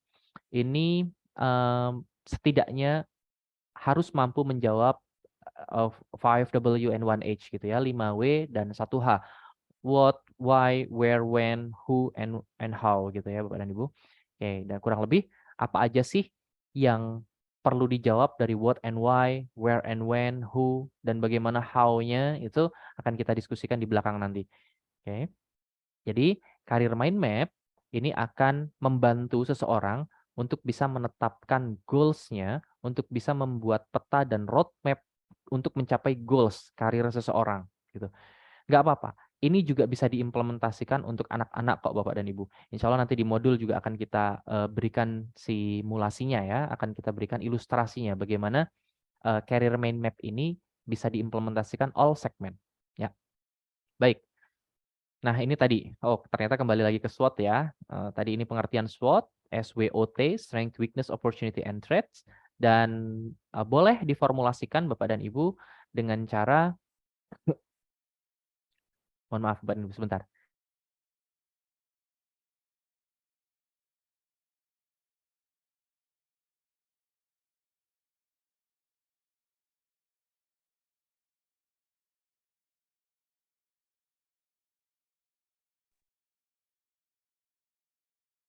Ya, mohon izin Bapak dan Ibu. Ternyata ini yang muncul di layar Bapak dan Ibu tidak full screen ya? Betul ya? Full screen nggak? Atau ada kisi-kisinya? Oh ya, oke, baik. Ya, ini dia Bapak dan Ibu formulasi SWOT ya yang bisa kita terapkan Bapak dan Ibu bagaimana kita mempadu-padankan antara strength dan opportunity, weakness dan opportunity, strength traits dan weakness and traits. Apa yang harus kita lakukan, apa yang harus kita persiapkan dalam mengidentifikasi diri. Baik, Bapak dan Ibu, ini kita izin ya untuk mulai sedikit berinteraksi. Sebentar. Ya, Bapak dan Ibu dan teman-teman sekalian, boleh sedikit mungkin bisa di-unmute atau mungkin bisa direspon melalui chat-nya ya di room chat Zoom ini. Kira-kira Bapak dan Ibu jika saya tunjukkan slide seperti ini warnanya apa ya? Boleh, silahkan. Bisa di-unmute. Kira-kira yang kiri ini apa nih? Dari mulai kiri ke kanan, ini kiri ini warna apa? Tengah warna apa, kemudian kanan warna apa, boleh silahkan teman-teman, Bapak dan Ibu. Di-unmute saja. Silahkan. Ya oke, ini sudah mulai ada merah, kuning, hijau. Terima kasih Mas atau Bapak nih, Ahmad Sadili, terima kasih. Merah, kuning, hijau, baik. Oke, merah, kuning, hijau. Pak Andi ya, terima kasih. Baik, oke. Pertanyaan saya, kenapa Bapak dan Ibu menjawab merah, kuning, hijau? Gitu. Padahal ada hitamnya di sana. Merah, kuning, hijau, bintik hitam, Kania. Oke, terima kasih. Oke, merah, hitam, kuning, hitam, hijau, hitam. Oke, baik, terima kasih ini. AY Entertainment. Ya, lengkap sekali ya. Enggak sekalian.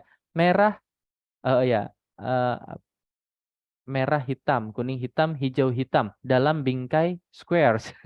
Dalam bingkai kotak. Oke, terima kasih Bapak dan Ibu. Baik, rata-rata kemudian mayoritas menjawab di dominasi warnanya ya, merah, merah, hitam. Oke. Rata-rata menjawab dominasi warnanya, merah, kuning, dan hijau. Sekalipun di sana ada bintik-bintik hitamnya gitu ya.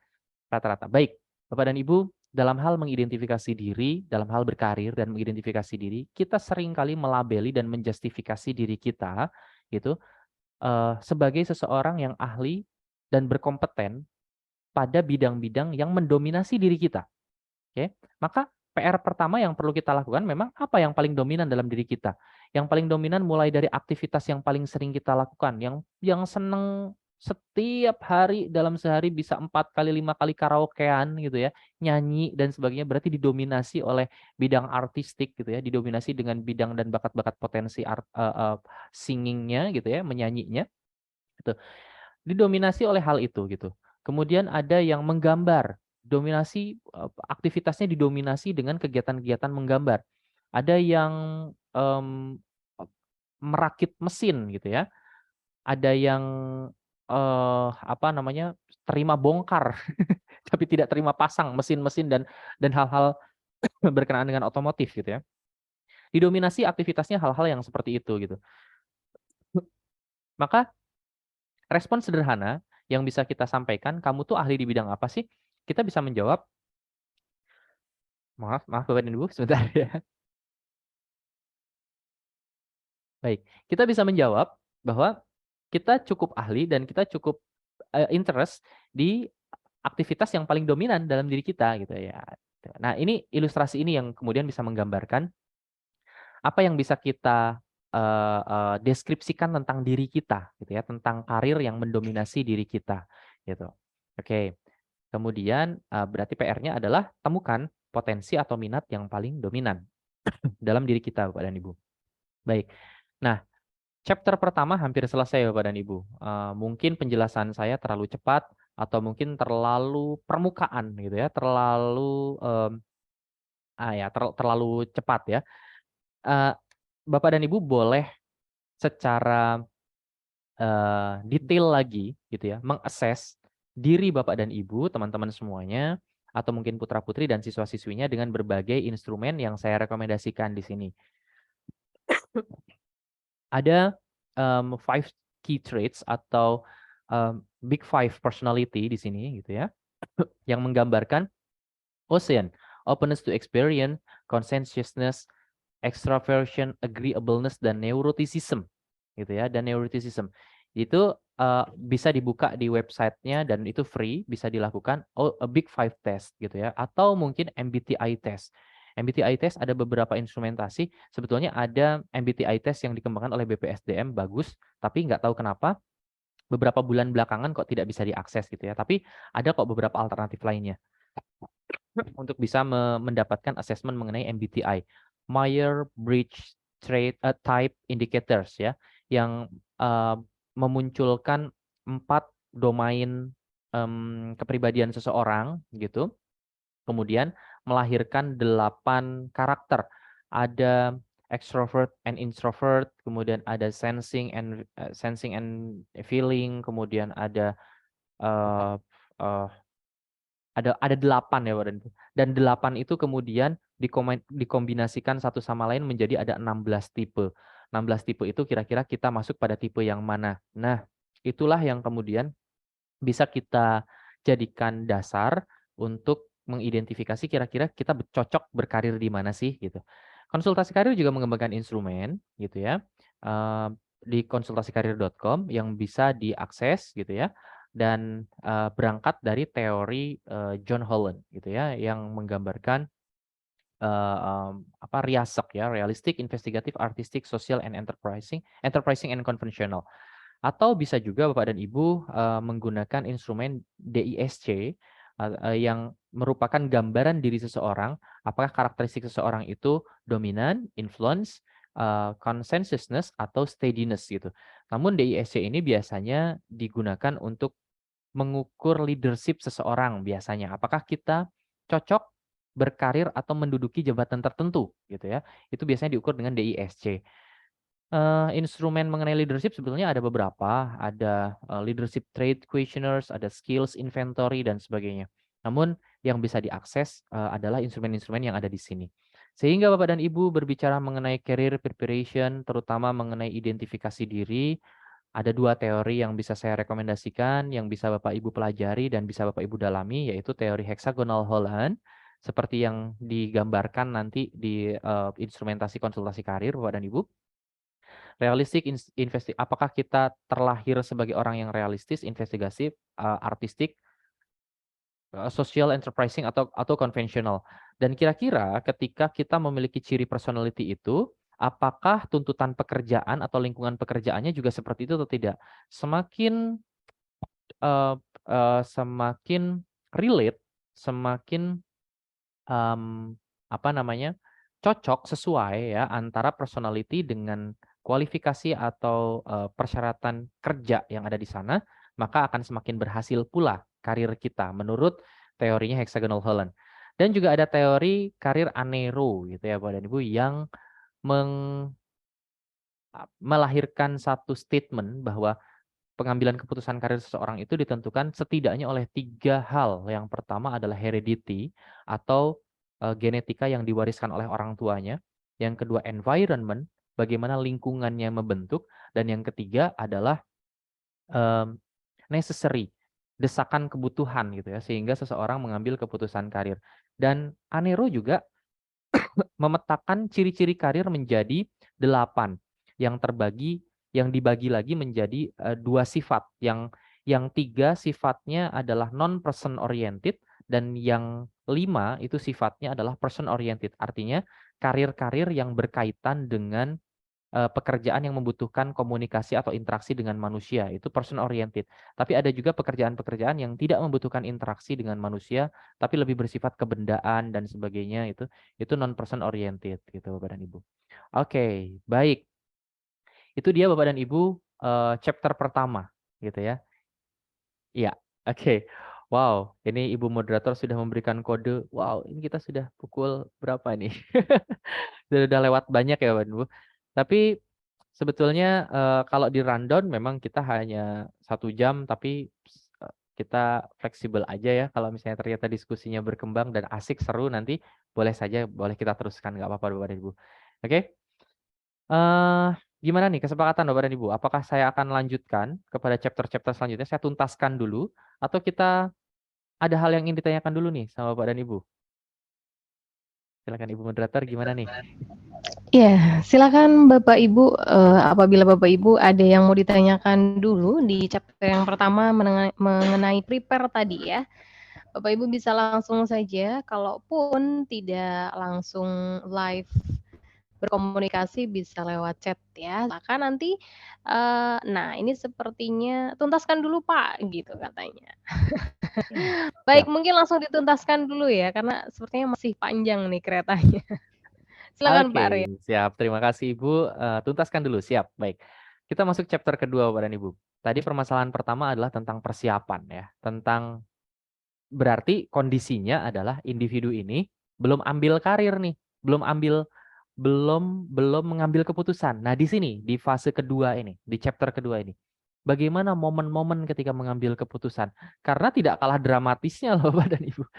Bapak dan Ibu nih yang mungkin boleh berbagi nanti punya putra-putri SMP, gitu, SLTP. Kemudian mau masuk SMA, SMK. Siapa di sini? Ayo ngaku Bapak dan Ibu. Yang kemudian terjadi perdebatan. Atau mungkin Bapak dan Ibu yang punya putra-putri SMA, SMK, dan mau masuk perguruan tinggi. Dan terjadi perdebatan antara orang tua dan anak di sini. Sampai ada sedikit diem-dieman nih antara orang tua dan anak gitu. Karena marah orang tuanya pengennya kemana, anaknya pengennya kemana, dan sebagainya. Nah, tidak kalah dramatisnya. Posisi decision making ini mengenai mengambil keputusan karir ini juga perlu kita diskusikan. Perlu kita perbincangkan di sini Bapak dan Ibu supaya tidak memberikan efek yang negatif dalam hal mengambil keputusan karir gitu. Permasalahan utamanya adalah faktor internal maupun eksternal itu bisa menjadi distraksi, penghambat gitu ya dalam pengambilan keputusan. Walaupun juga bisa juga menjadi penguat gitu ya. Sederhana aja Bapak dan Ibu, ketika anak sudah dengan segala keyakinan dan kemantapannya untuk mengejar mimpinya mengambil jurusan tertentu, sedikit respon yang destruktif dari orang tuanya, yang statement yang tidak konstruktif ya, yang tidak menyenangkan dari orang tuanya. "Ngapain kamu ambil jurusan itu? Mau jadi apa kamu?" Kayak gitu. Statement itu Bapak dan Ibu secara psikologis itu akan meruntuhkan begitu saja mimpi-mimpi dan harapan ekspektasi yang sudah dibangun sedemikian rupa oleh putra-putri Bapak dan Ibu. So, mungkin Bapak dan Ibu punya pertimbangan mengenai pengambilan atau pilihan-pilihan karir, pilihan-pilihan jurusan. Tapi Bapak dan Ibu perlu melakukan diskusi secara demokratis ya. Diskusi secara terbuka, diskusi secara humanis agar apa yang diyakini oleh anak itu juga bisa kita maintenance dengan baik begitu ya, bisa kita arahkan dengan baik. Nah, pertanyaan yang muncul Bapak dan Ibu. Oh, sebentar. Baik.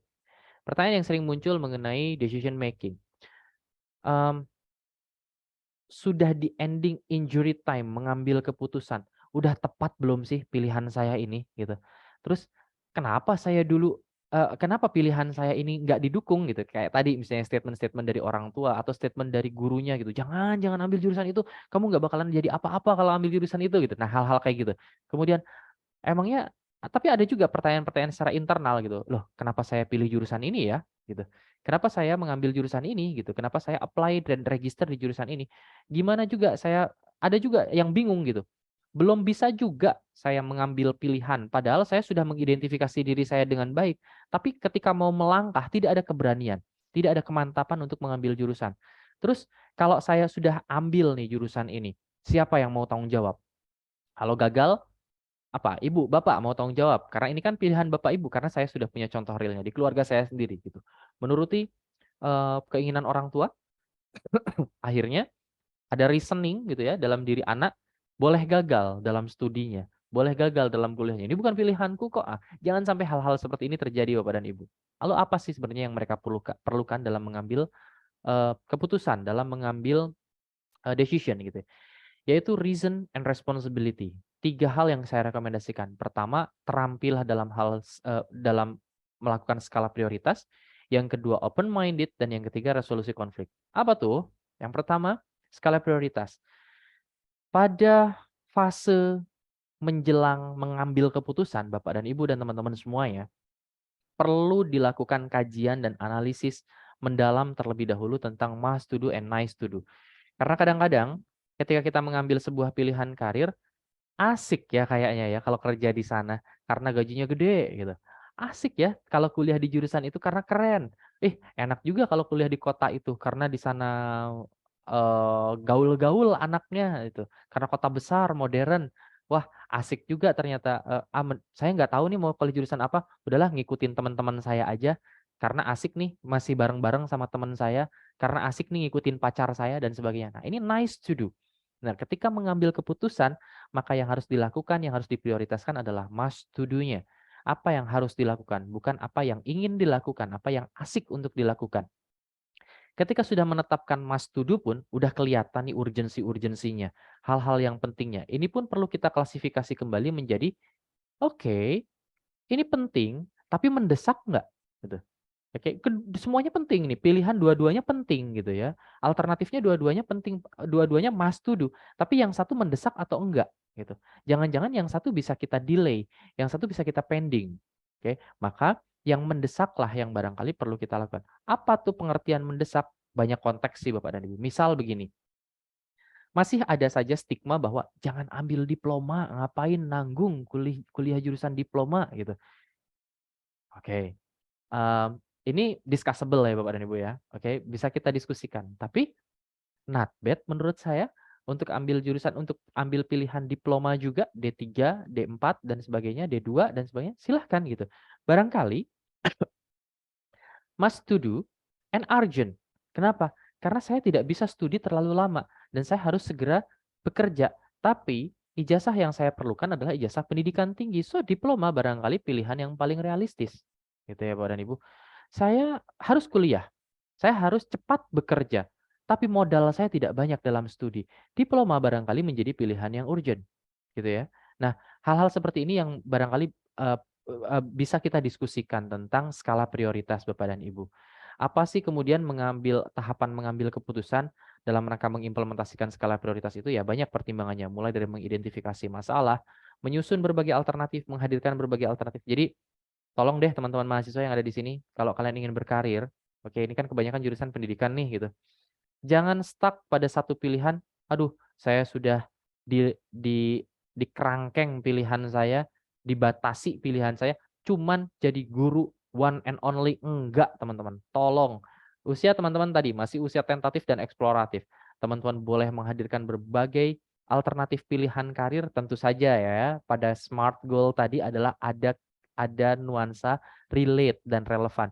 Bahwa segala kompetensi dan ilmu pengetahuan tentang kependidikan yang teman-teman miliki, itu tidak harus mengarahkan teman-teman menjadi seorang guru kok gitu. Tapi teman-teman tetap berkapasitas sebagai seorang penggiat atau aktivis pendidikan misalnya. Dan teman-teman tetap bisa berkarya dan berkarir di sana. Nah misalnya kayak gitu. Menyusun alternatif, menganalisis alternatif, dan mengambil keputusan terbaik. Kurang lebih itu step-step pengambilan keputusan Bapak dan Ibu. Dan di sini saya tunjukkan matriks singkat, matriks sederhana tentang pengklasifikasian skala prioritas. Oke. Santai saja Bapak dan Ibu dan teman-teman semuanya. Nanti materi ini juga bisa Bapak dan Ibu pelajari kembali dan lihat kembali kok. Contoh-contoh kasus yang mendesak dan penting itu apa? Tidak mendesak tapi penting itu apa? Mendesak dan tidak penting apa? Dan tidak mendesak dan juga tidak penting itu apa? Nanti bisa Bapak Ibu cermati lebih lanjut ya. Nah, di sini saya ingin tunjukkan Bapak dan Ibu, ada situasi-situasi yang mungkin terjadi pada saat mengambil keputusan. Situasi pertama adalah ada kepastian, certainty. Situasi kedua ada resikonya, gitu. Ketika keputusan itu diambil. Dan yang ketiga tidak ada kepastian, sehingga nggak tahu juga resikonya seperti apa. Mungkin bisa beresiko sekali, bisa tidak beresiko karena nggak ada kepastian kok, gitu. Nah, di sini discussion power itu bermain Bapak dan Ibu. Ketika fase pengambilan keputusan ya, Bapak dan Ibu nih, putra-putri Bapak dan Ibu, siswa-siswa Bapak dan Ibu sudah mengidentifikasi dirinya, oke, sudah melakukan persiapan dengan cukup baik, tapi ketika mau mengambil keputusan masih terhambat, masih terganjal. Discussion dibangun. Hati-hati. Tadi sudah saya ilustrasikan Bapak dan Ibu, jangan membangun diskusi yang destruktif. Bangun diskusi yang konstruktif. POV-nya seperti ini ketika terjadi crash diskusi itu. Perbedaan pandangan, perbedaan opinion, point of view-nya berbeda antara Bapak dan Ibu dengan anak. Anak ini adalah student ya Bapak dan Ibu, saya gambarkan dengan student aja. Bapak dan Ibu adalah environment-nya, lingkungan, eksternal dirinya. Perhatikan irisannya Bapak dan Ibu. Ketika putra-putri, siswa-siswi Bapak dan Ibu ada kepastian karena sudah ngeriset tuh pilihan karirnya, sudah mereka riset gitu ya. Oke. Dan Bapak dan Ibu juga sudah meriset juga gitu. Sudah meriset juga mengenai pilihan Bapak dan Ibu. Jika terjadi perbedaan pilihan dan keduanya merasa certain, oke, ini diskusinya akan terbangun secara powerful gitu. Nah, oke, saya gambarkan dulu situasinya ya Bapak dan Ibu ya. Jadi diskusinya akan terbangun secara powerful dan seterusnya. Jika siswa-siswi putra-putri Bapak dan Ibu mengambil sebuah pilihan, tapi di balik pilihan itu dia menyadari ada resikonya, sementara Bapak dan Ibu yakin dengan pilihan Bapak dan Ibu, gitu ya, certain dengan pilihan Bapak dan Ibu, maka pola komunikasi yang harus dibangun adalah environment advice. Bapak dan Ibu memberikan advice, memberikan pertimbangan dan insight yang baik gitu ya kepada siswa-siswi putra-putri Bapak dan Ibu. Sama, kalau misalnya siswa-siswi putra-putri Bapak dan Ibu punya pilihan yang uncertain. Jadi kalau ditanya, kenapa kamu ambil jurusan itu? Dia nggak bisa jawab dengan pasti. Dia tidak memiliki reasoning yang baik tentang pilihannya, uncertain. Oke, tapi Bapak dan Ibu punya pilihan yang certain, maka Bapak dan Ibu perlu menunjukkan authority Bapak dan Ibu, yaitu environment power di sana. Ya kamu nggak pasti kok. Nih ya, saya tunjukin, Bapak dan Ibu tunjukkan. Ini peluangnya, ini apa strateginya, ini tipsnya, ini peluang karirnya, ini opportunity-nya. Oke, Bapak dan Ibu tunjukkan data itu, Bapak tunjukkan power Bapak dan Ibu sebagai environment, itu yang terbaik. Oke. Dan seterusnya ya Bapak dan Ibu nanti bisa dicermati ya. Bagaimana jika student certain tapi Bapak dan Ibu punya pilihan yang risk gitu. Nah, Bapak dan Ibu juga harus sadar bahwa ketika Bapak dan Ibu punya sebuah pilihan, tapi Bapak dan Ibu tidak punya reason yang baik. Artinya tidak punya certainty yang baik gitu. Tapi putra-putri Bapak dan Ibu dan siswa-siswi Bapak dan Ibu punya certainty yang baik, maka berikan mereka ruang, berikan mereka power, berikan mereka authority dalam hal diskusi. Student power yang bermain di sana. Oke. Nah, sedikit deh saya singgung sedikit tentang bagaimana kecerdasan dalam berkomunikasi Bapak dan Ibu. Ada teori yang dinamakan dengan life position quadrants di sini. Situasi ketika crash POV tadi, diskusinya terjadi crash nih, perbedaan opinion, perbedaan pendapat. Oke, jika Bapak ada kondisi di mana Bapak dan Ibu ngerasa oke, ngerasa benar, tapi Bapak dan Ibu ngerasa benar, tapi Bapak dan Ibu juga mengakui bahwa student atau siswa-siswi atau putra-putri Bapak dan Ibu juga benar. Maka kondisinya adalah get on with. I'm okay, you are okay. Sehingga situasi situasi komunikasinya bisa saja sehat gitu karena ada respect, saling merespect gitu. Saling merespect bahwa kamu benar kok gitu. Tapi saya juga benar gitu. Saya juga tidak bisa disalahkan. Maka situasi komunikasinya cenderung sehat ya. Tapi ketika Bapak dan Ibu ngerasa tidak, saya nggak punya kepastian deh, saya salah deh gitu. Saya salah dan kamu yang benar gitu. Maka ini ada posisi get away from dan Bapak dan Ibu ada pada posisi komunikasi yang inferior, kalah dalam diskusi. Kemudian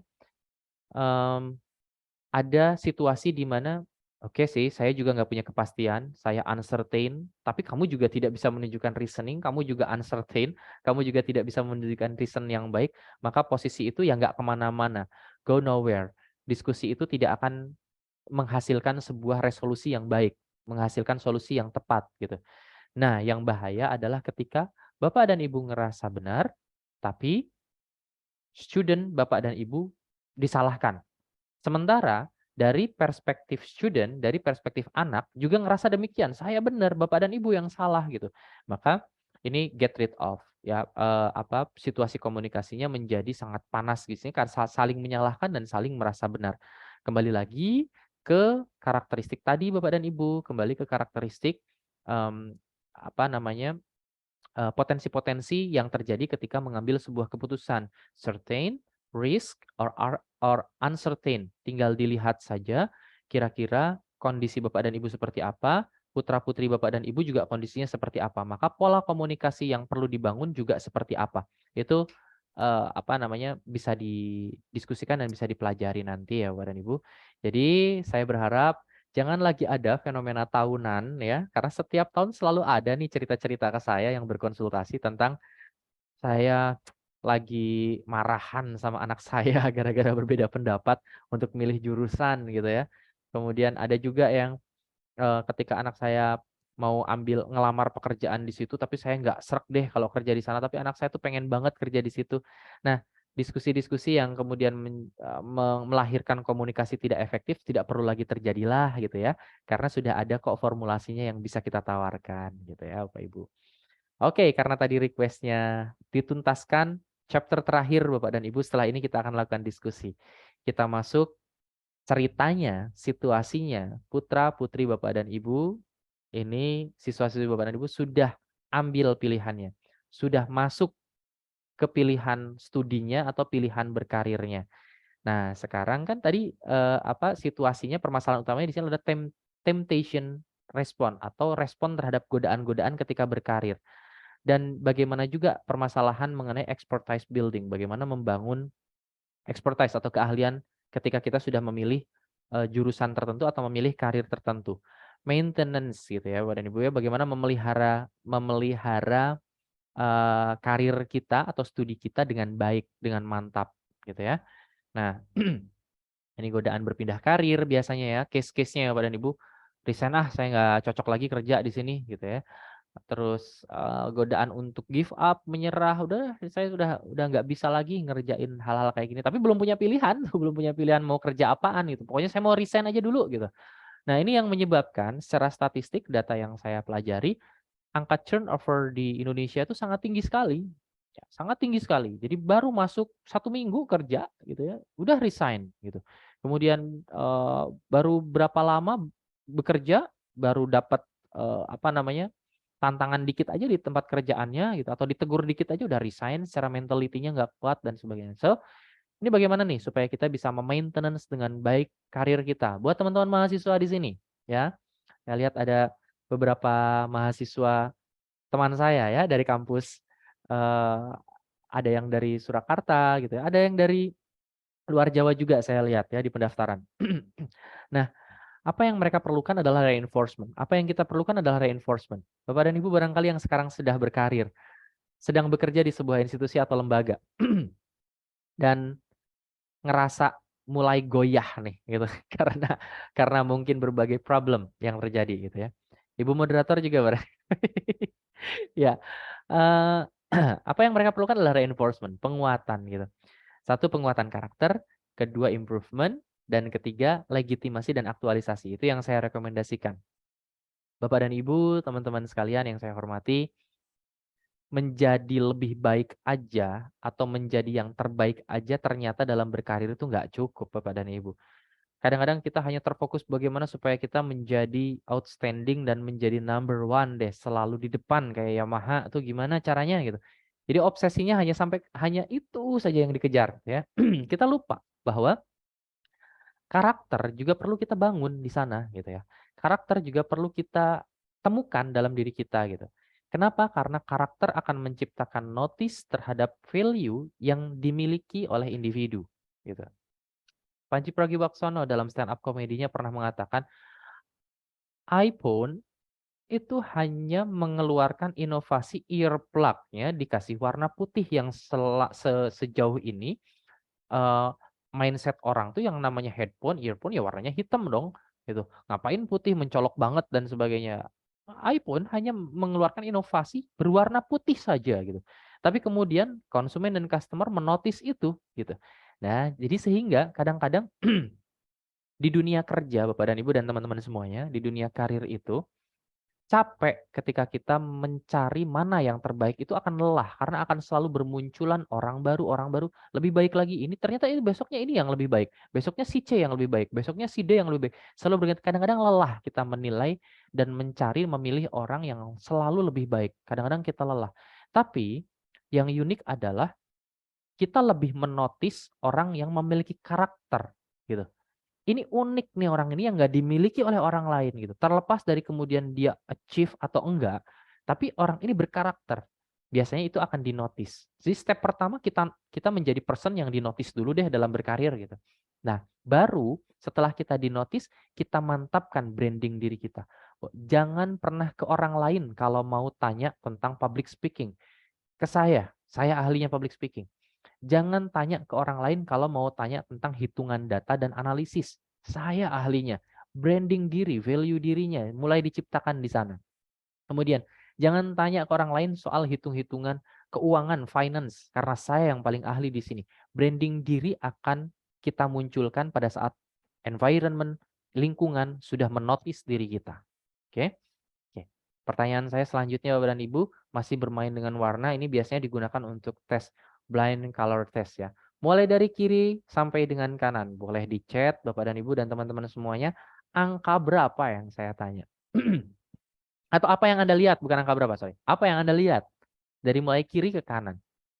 Silahkan. Saya tunggu responnya.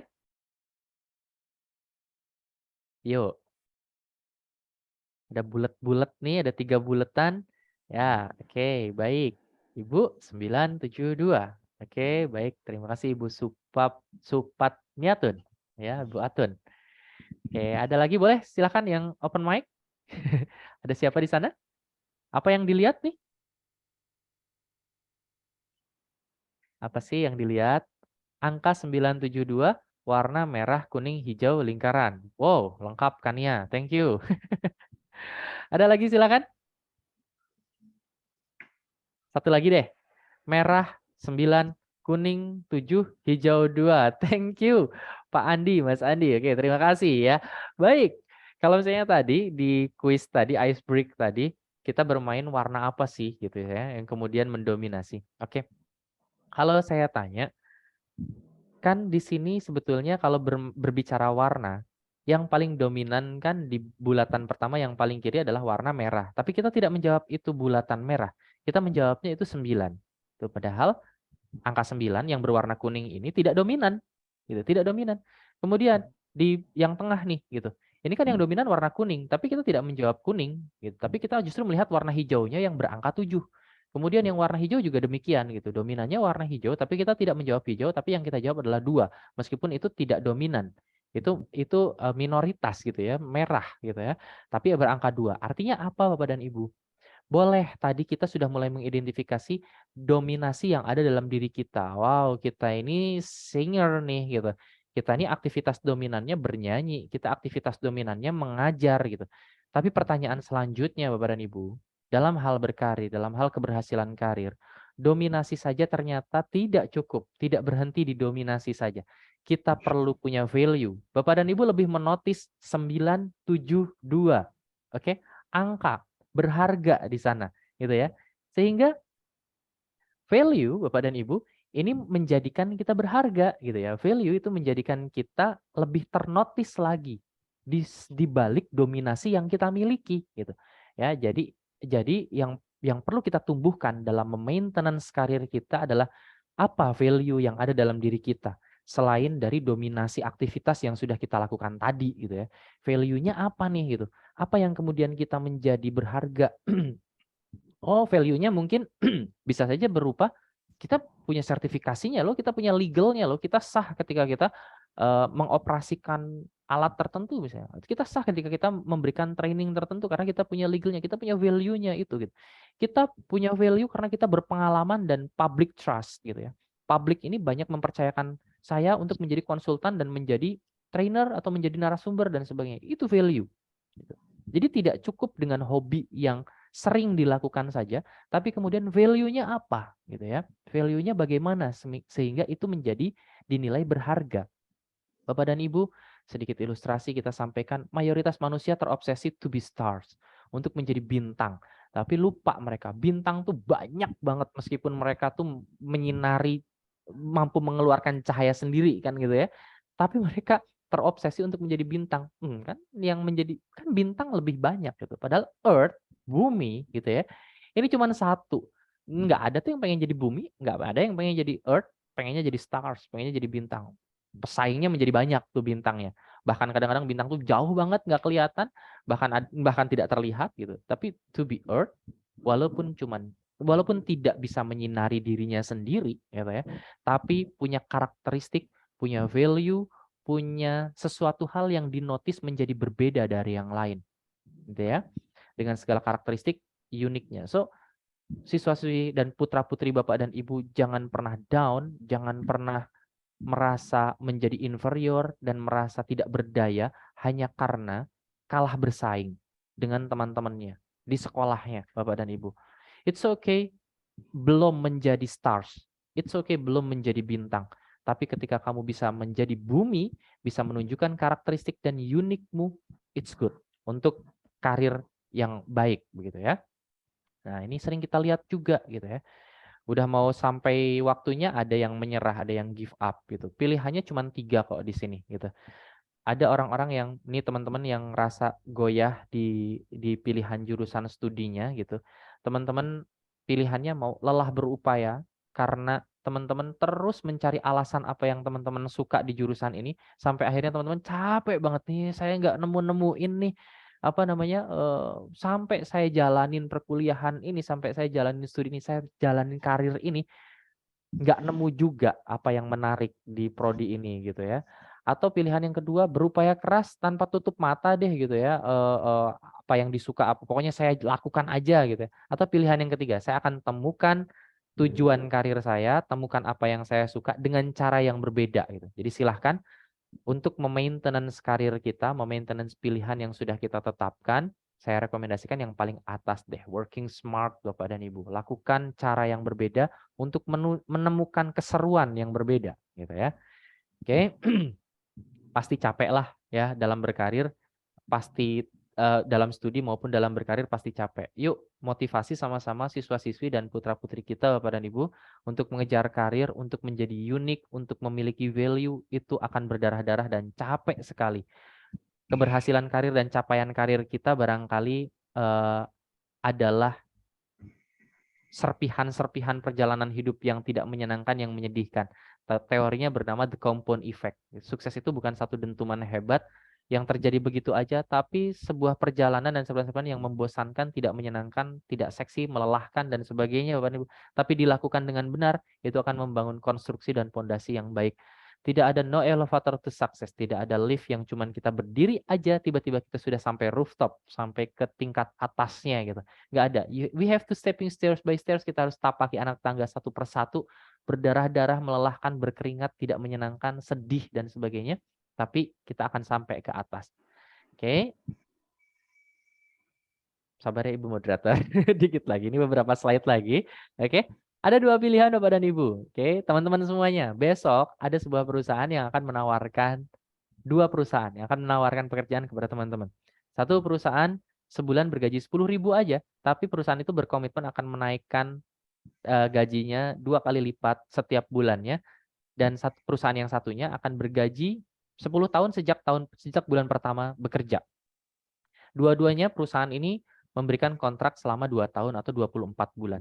Kebanyakan orang akan memilih 10 juta dong, ngapain digaji 10.000? Ada yang ngasih 10 juta kok, ngapain 10.000? Gitu. Oke. Tapi akan kita lihat akumulasinya, ternyata yang bergaji 10.000 itu diakumulasi akhirnya itu jauh lebih sejahtera ketimbang yang 10 juta tapi flat. Gitu ya. 10 juta tapi flat. Nah, di sini filosofinya adalah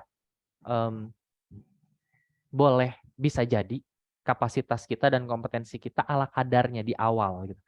Yang paling penting adalah kita berkomitmen untuk meningkatkan dan melakukan improvement dari waktu ke waktu.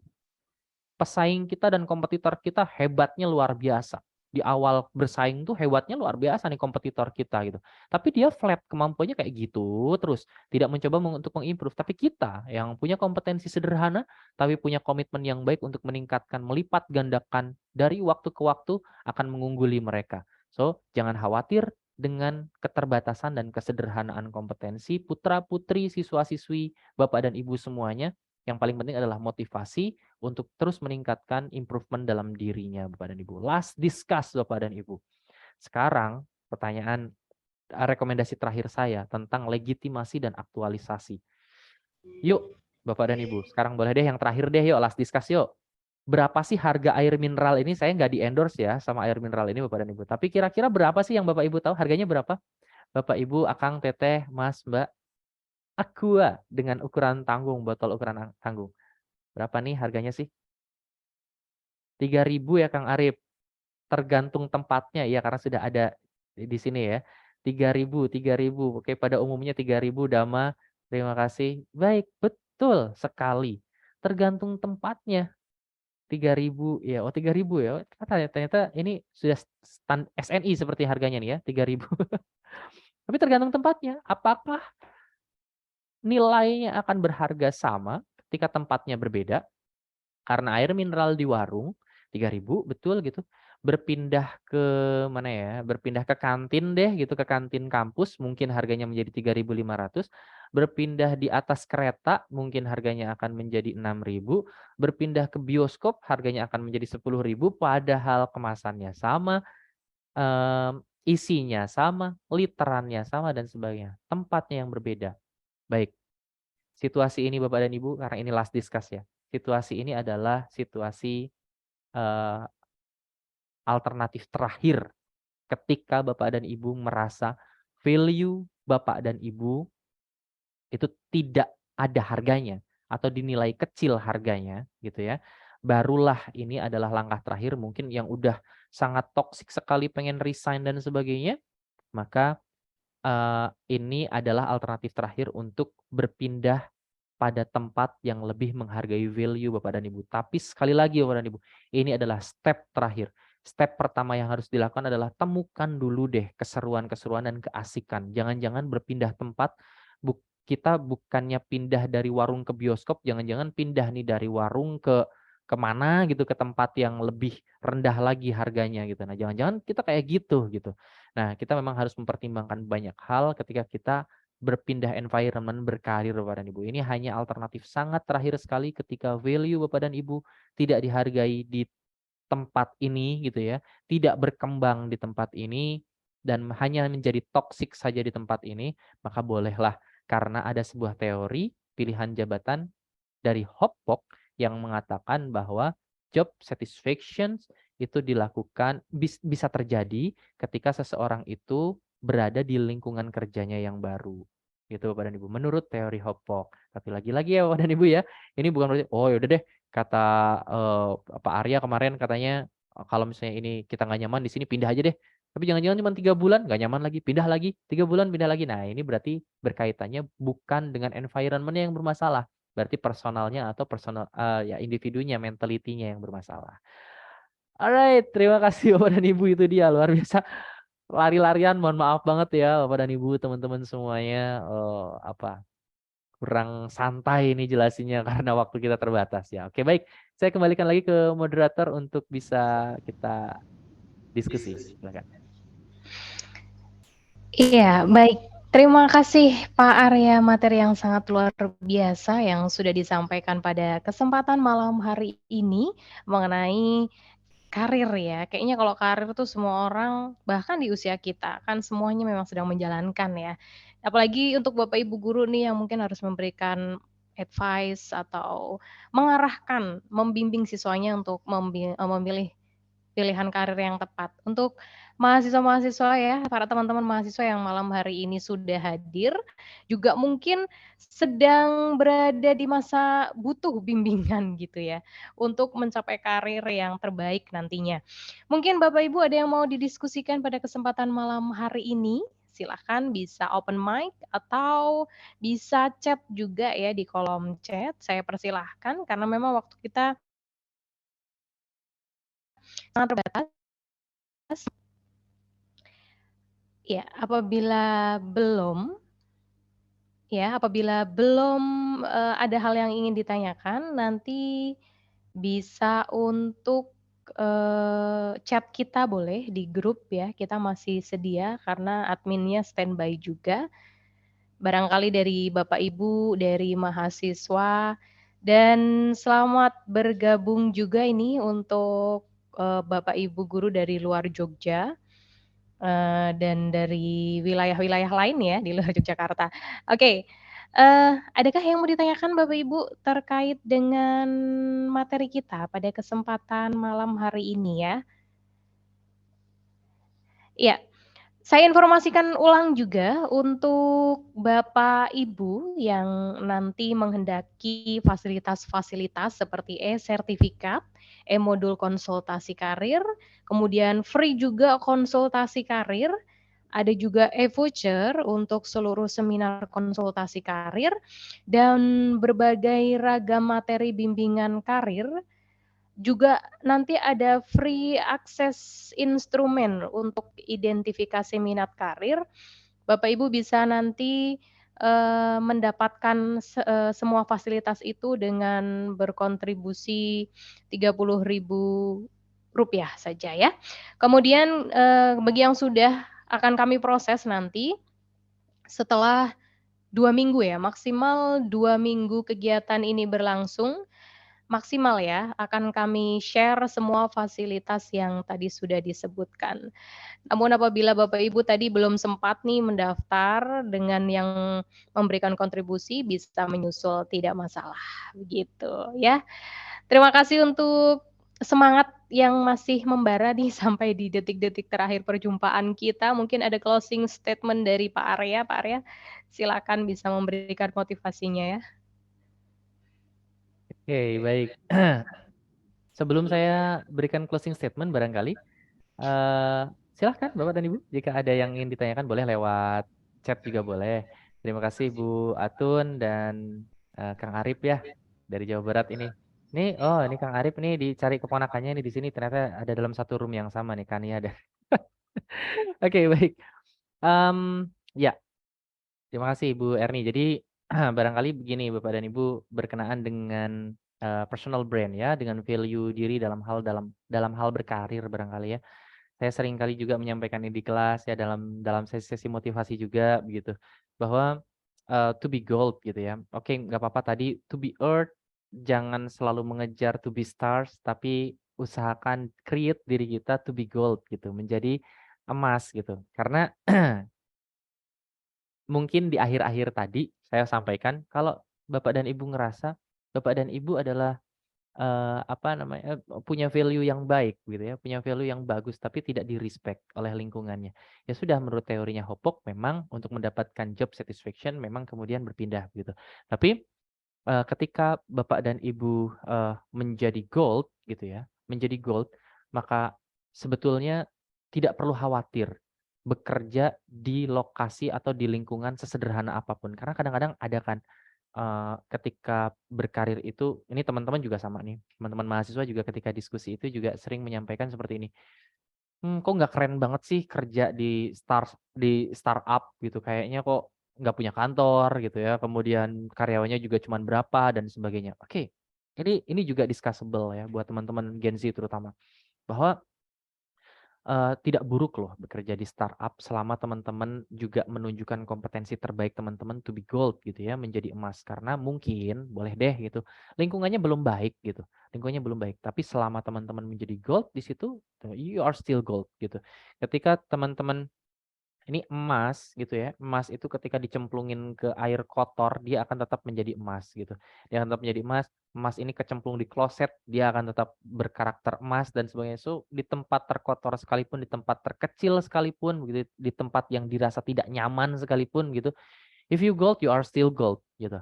Tapi kalau misalnya kita hanya batu kerikil, if you are just stone gitu ya, ya kalau misalnya kita hanya batu aja mau ditempatkan di brankas termahal sekalipun, ada di kotak emas sekalipun, ya ya hanya batu gitu yang kemudian tidak ada value-nya. Jadi percuma kemudian bekerja di industri dan perusahaan luar biasa, tapi kita tidak punya value diri. Kita tidak punya sesuatu hal yang berharga dalam diri kita yang bisa dibanggakan ya. Kita hanya batu saja di sana meskipun tempatnya bagus gitu. Ya, sama nih buat teman-teman yang ngerasa kenapa saya di perguruan tinggi swasta sih, kenapa saya nggak di perguruan tinggi negeri? Hey, come on. If you are gold, you are still gold gitu ya. Anggaplah mungkin PTS ini mungkin nggak bagus deh gitu, tidak seberangkas emas PTN. Nah, katakanlah seperti itu ya. Padahal kalau saya sih nggak setuju sih gitu ya. Katakanlah seperti itu. Tapi kalau misal percuma kok teman-teman kemudian ada di PTN atau di perguruan tinggi terbaik Harvard, Oxford sekalipun, tapi if you are just stone, kalau kamu hanya batu, ya percuma juga gitu. So dalam hal berkarir, yuk bangun diri, branding diri dan kualitas diri terbaik supaya kita bisa diterima dimanapun kita berada. Itu barangkali Ibu Erni. Baik, luar biasa sekali ya closing statement-nya untuk kita. Yang pasti Bapak, Ibu, dan teman-teman mahasiswa semua yang hadir pada kesempatan malam hari ini, bahwa dalam karir itu ada 3 langkah pasti yang pasti akan dilewati, mulai dari prepare, decision making, sampai dengan maintenance-nya ya. Dan semua usia akan mengalaminya, bahkan dari newborn tadi sampai nanti 65 tahun begitu ya. Baik, Bapak Ibu yang kami hormati serta teman-teman mahasiswa semua yang hadir pada kesempatan, malam hari ini, nanti kalau misal Bapak Ibu dan semua teman-teman mahasiswa ingin bekerja sama dengan Pak Arya untuk menghadirkan sebagai motivator atau sebagai, trainer, bisa juga parenting, nanti bisa menghubungi admin di grup ya, yang sudah standby nanti untuk memberikan informasi-informasi terkait dengan, karir tentunya. Dan Bapak Ibu serta teman-teman mahasiswa pada kesempatan malam hari ini, nanti link presensi akan di-share di grup ya, silahkan untuk diisi, kaitannya nanti dengan e-sertifikat untuk Bapak Ibu tadi yang sudah memberikan kontribusi dan beberapa materi, yang akan kami berikan. Bapak Ibu juga nanti apabila namanya ada kesalahan penulisan, silahkan bisa diperbaiki di e-presensi ya, karena waktu pendaftaran kemarin mungkin ada beberapa kesalahan, baik gelar maupun yang mau dicantumkan apa, silahkan, langsung saja diisi ya. Mungkin itu dari kami, konsultasi karir. Terima kasih untuk malam hari ini. Terima kasih untuk kesediaan yang sangat luar biasa dan motivasi yang sangat luar biasa dari, jam 7 tadi ya, sampai sekarang sudah jam 9, 2 jam, luar biasa sekali. Boleh tepuk tangan untuk kita semua secara virtual ya, karena kita bertemu secara virtual, jadi kita tepuk tangan secara virtual. Saya selaku moderator mohon maaf apabila ada kesalahan selama membawakan acara pada kesempatan malam hari ini.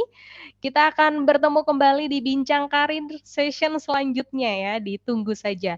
Nanti apabila masih aktif di grup, akan kita share di grup juga ya. Terima kasih untuk malam hari ini Bapak Ibu. Selamat malam. Assalamualaikum warahmatullahi wabarakatuh. Sampai jumpa di next session. Waalaikumsalam. Waalaikumsalam. Terima kasih Kak Maria, Mbak Erni. Terima kasih, Pak. Terima Sama-sama. kasih, sama-sama. Sampai ketemu lagi. Assalamualaikum. Kang Arif, assalamualaikum, waalaikumsalam. Selamat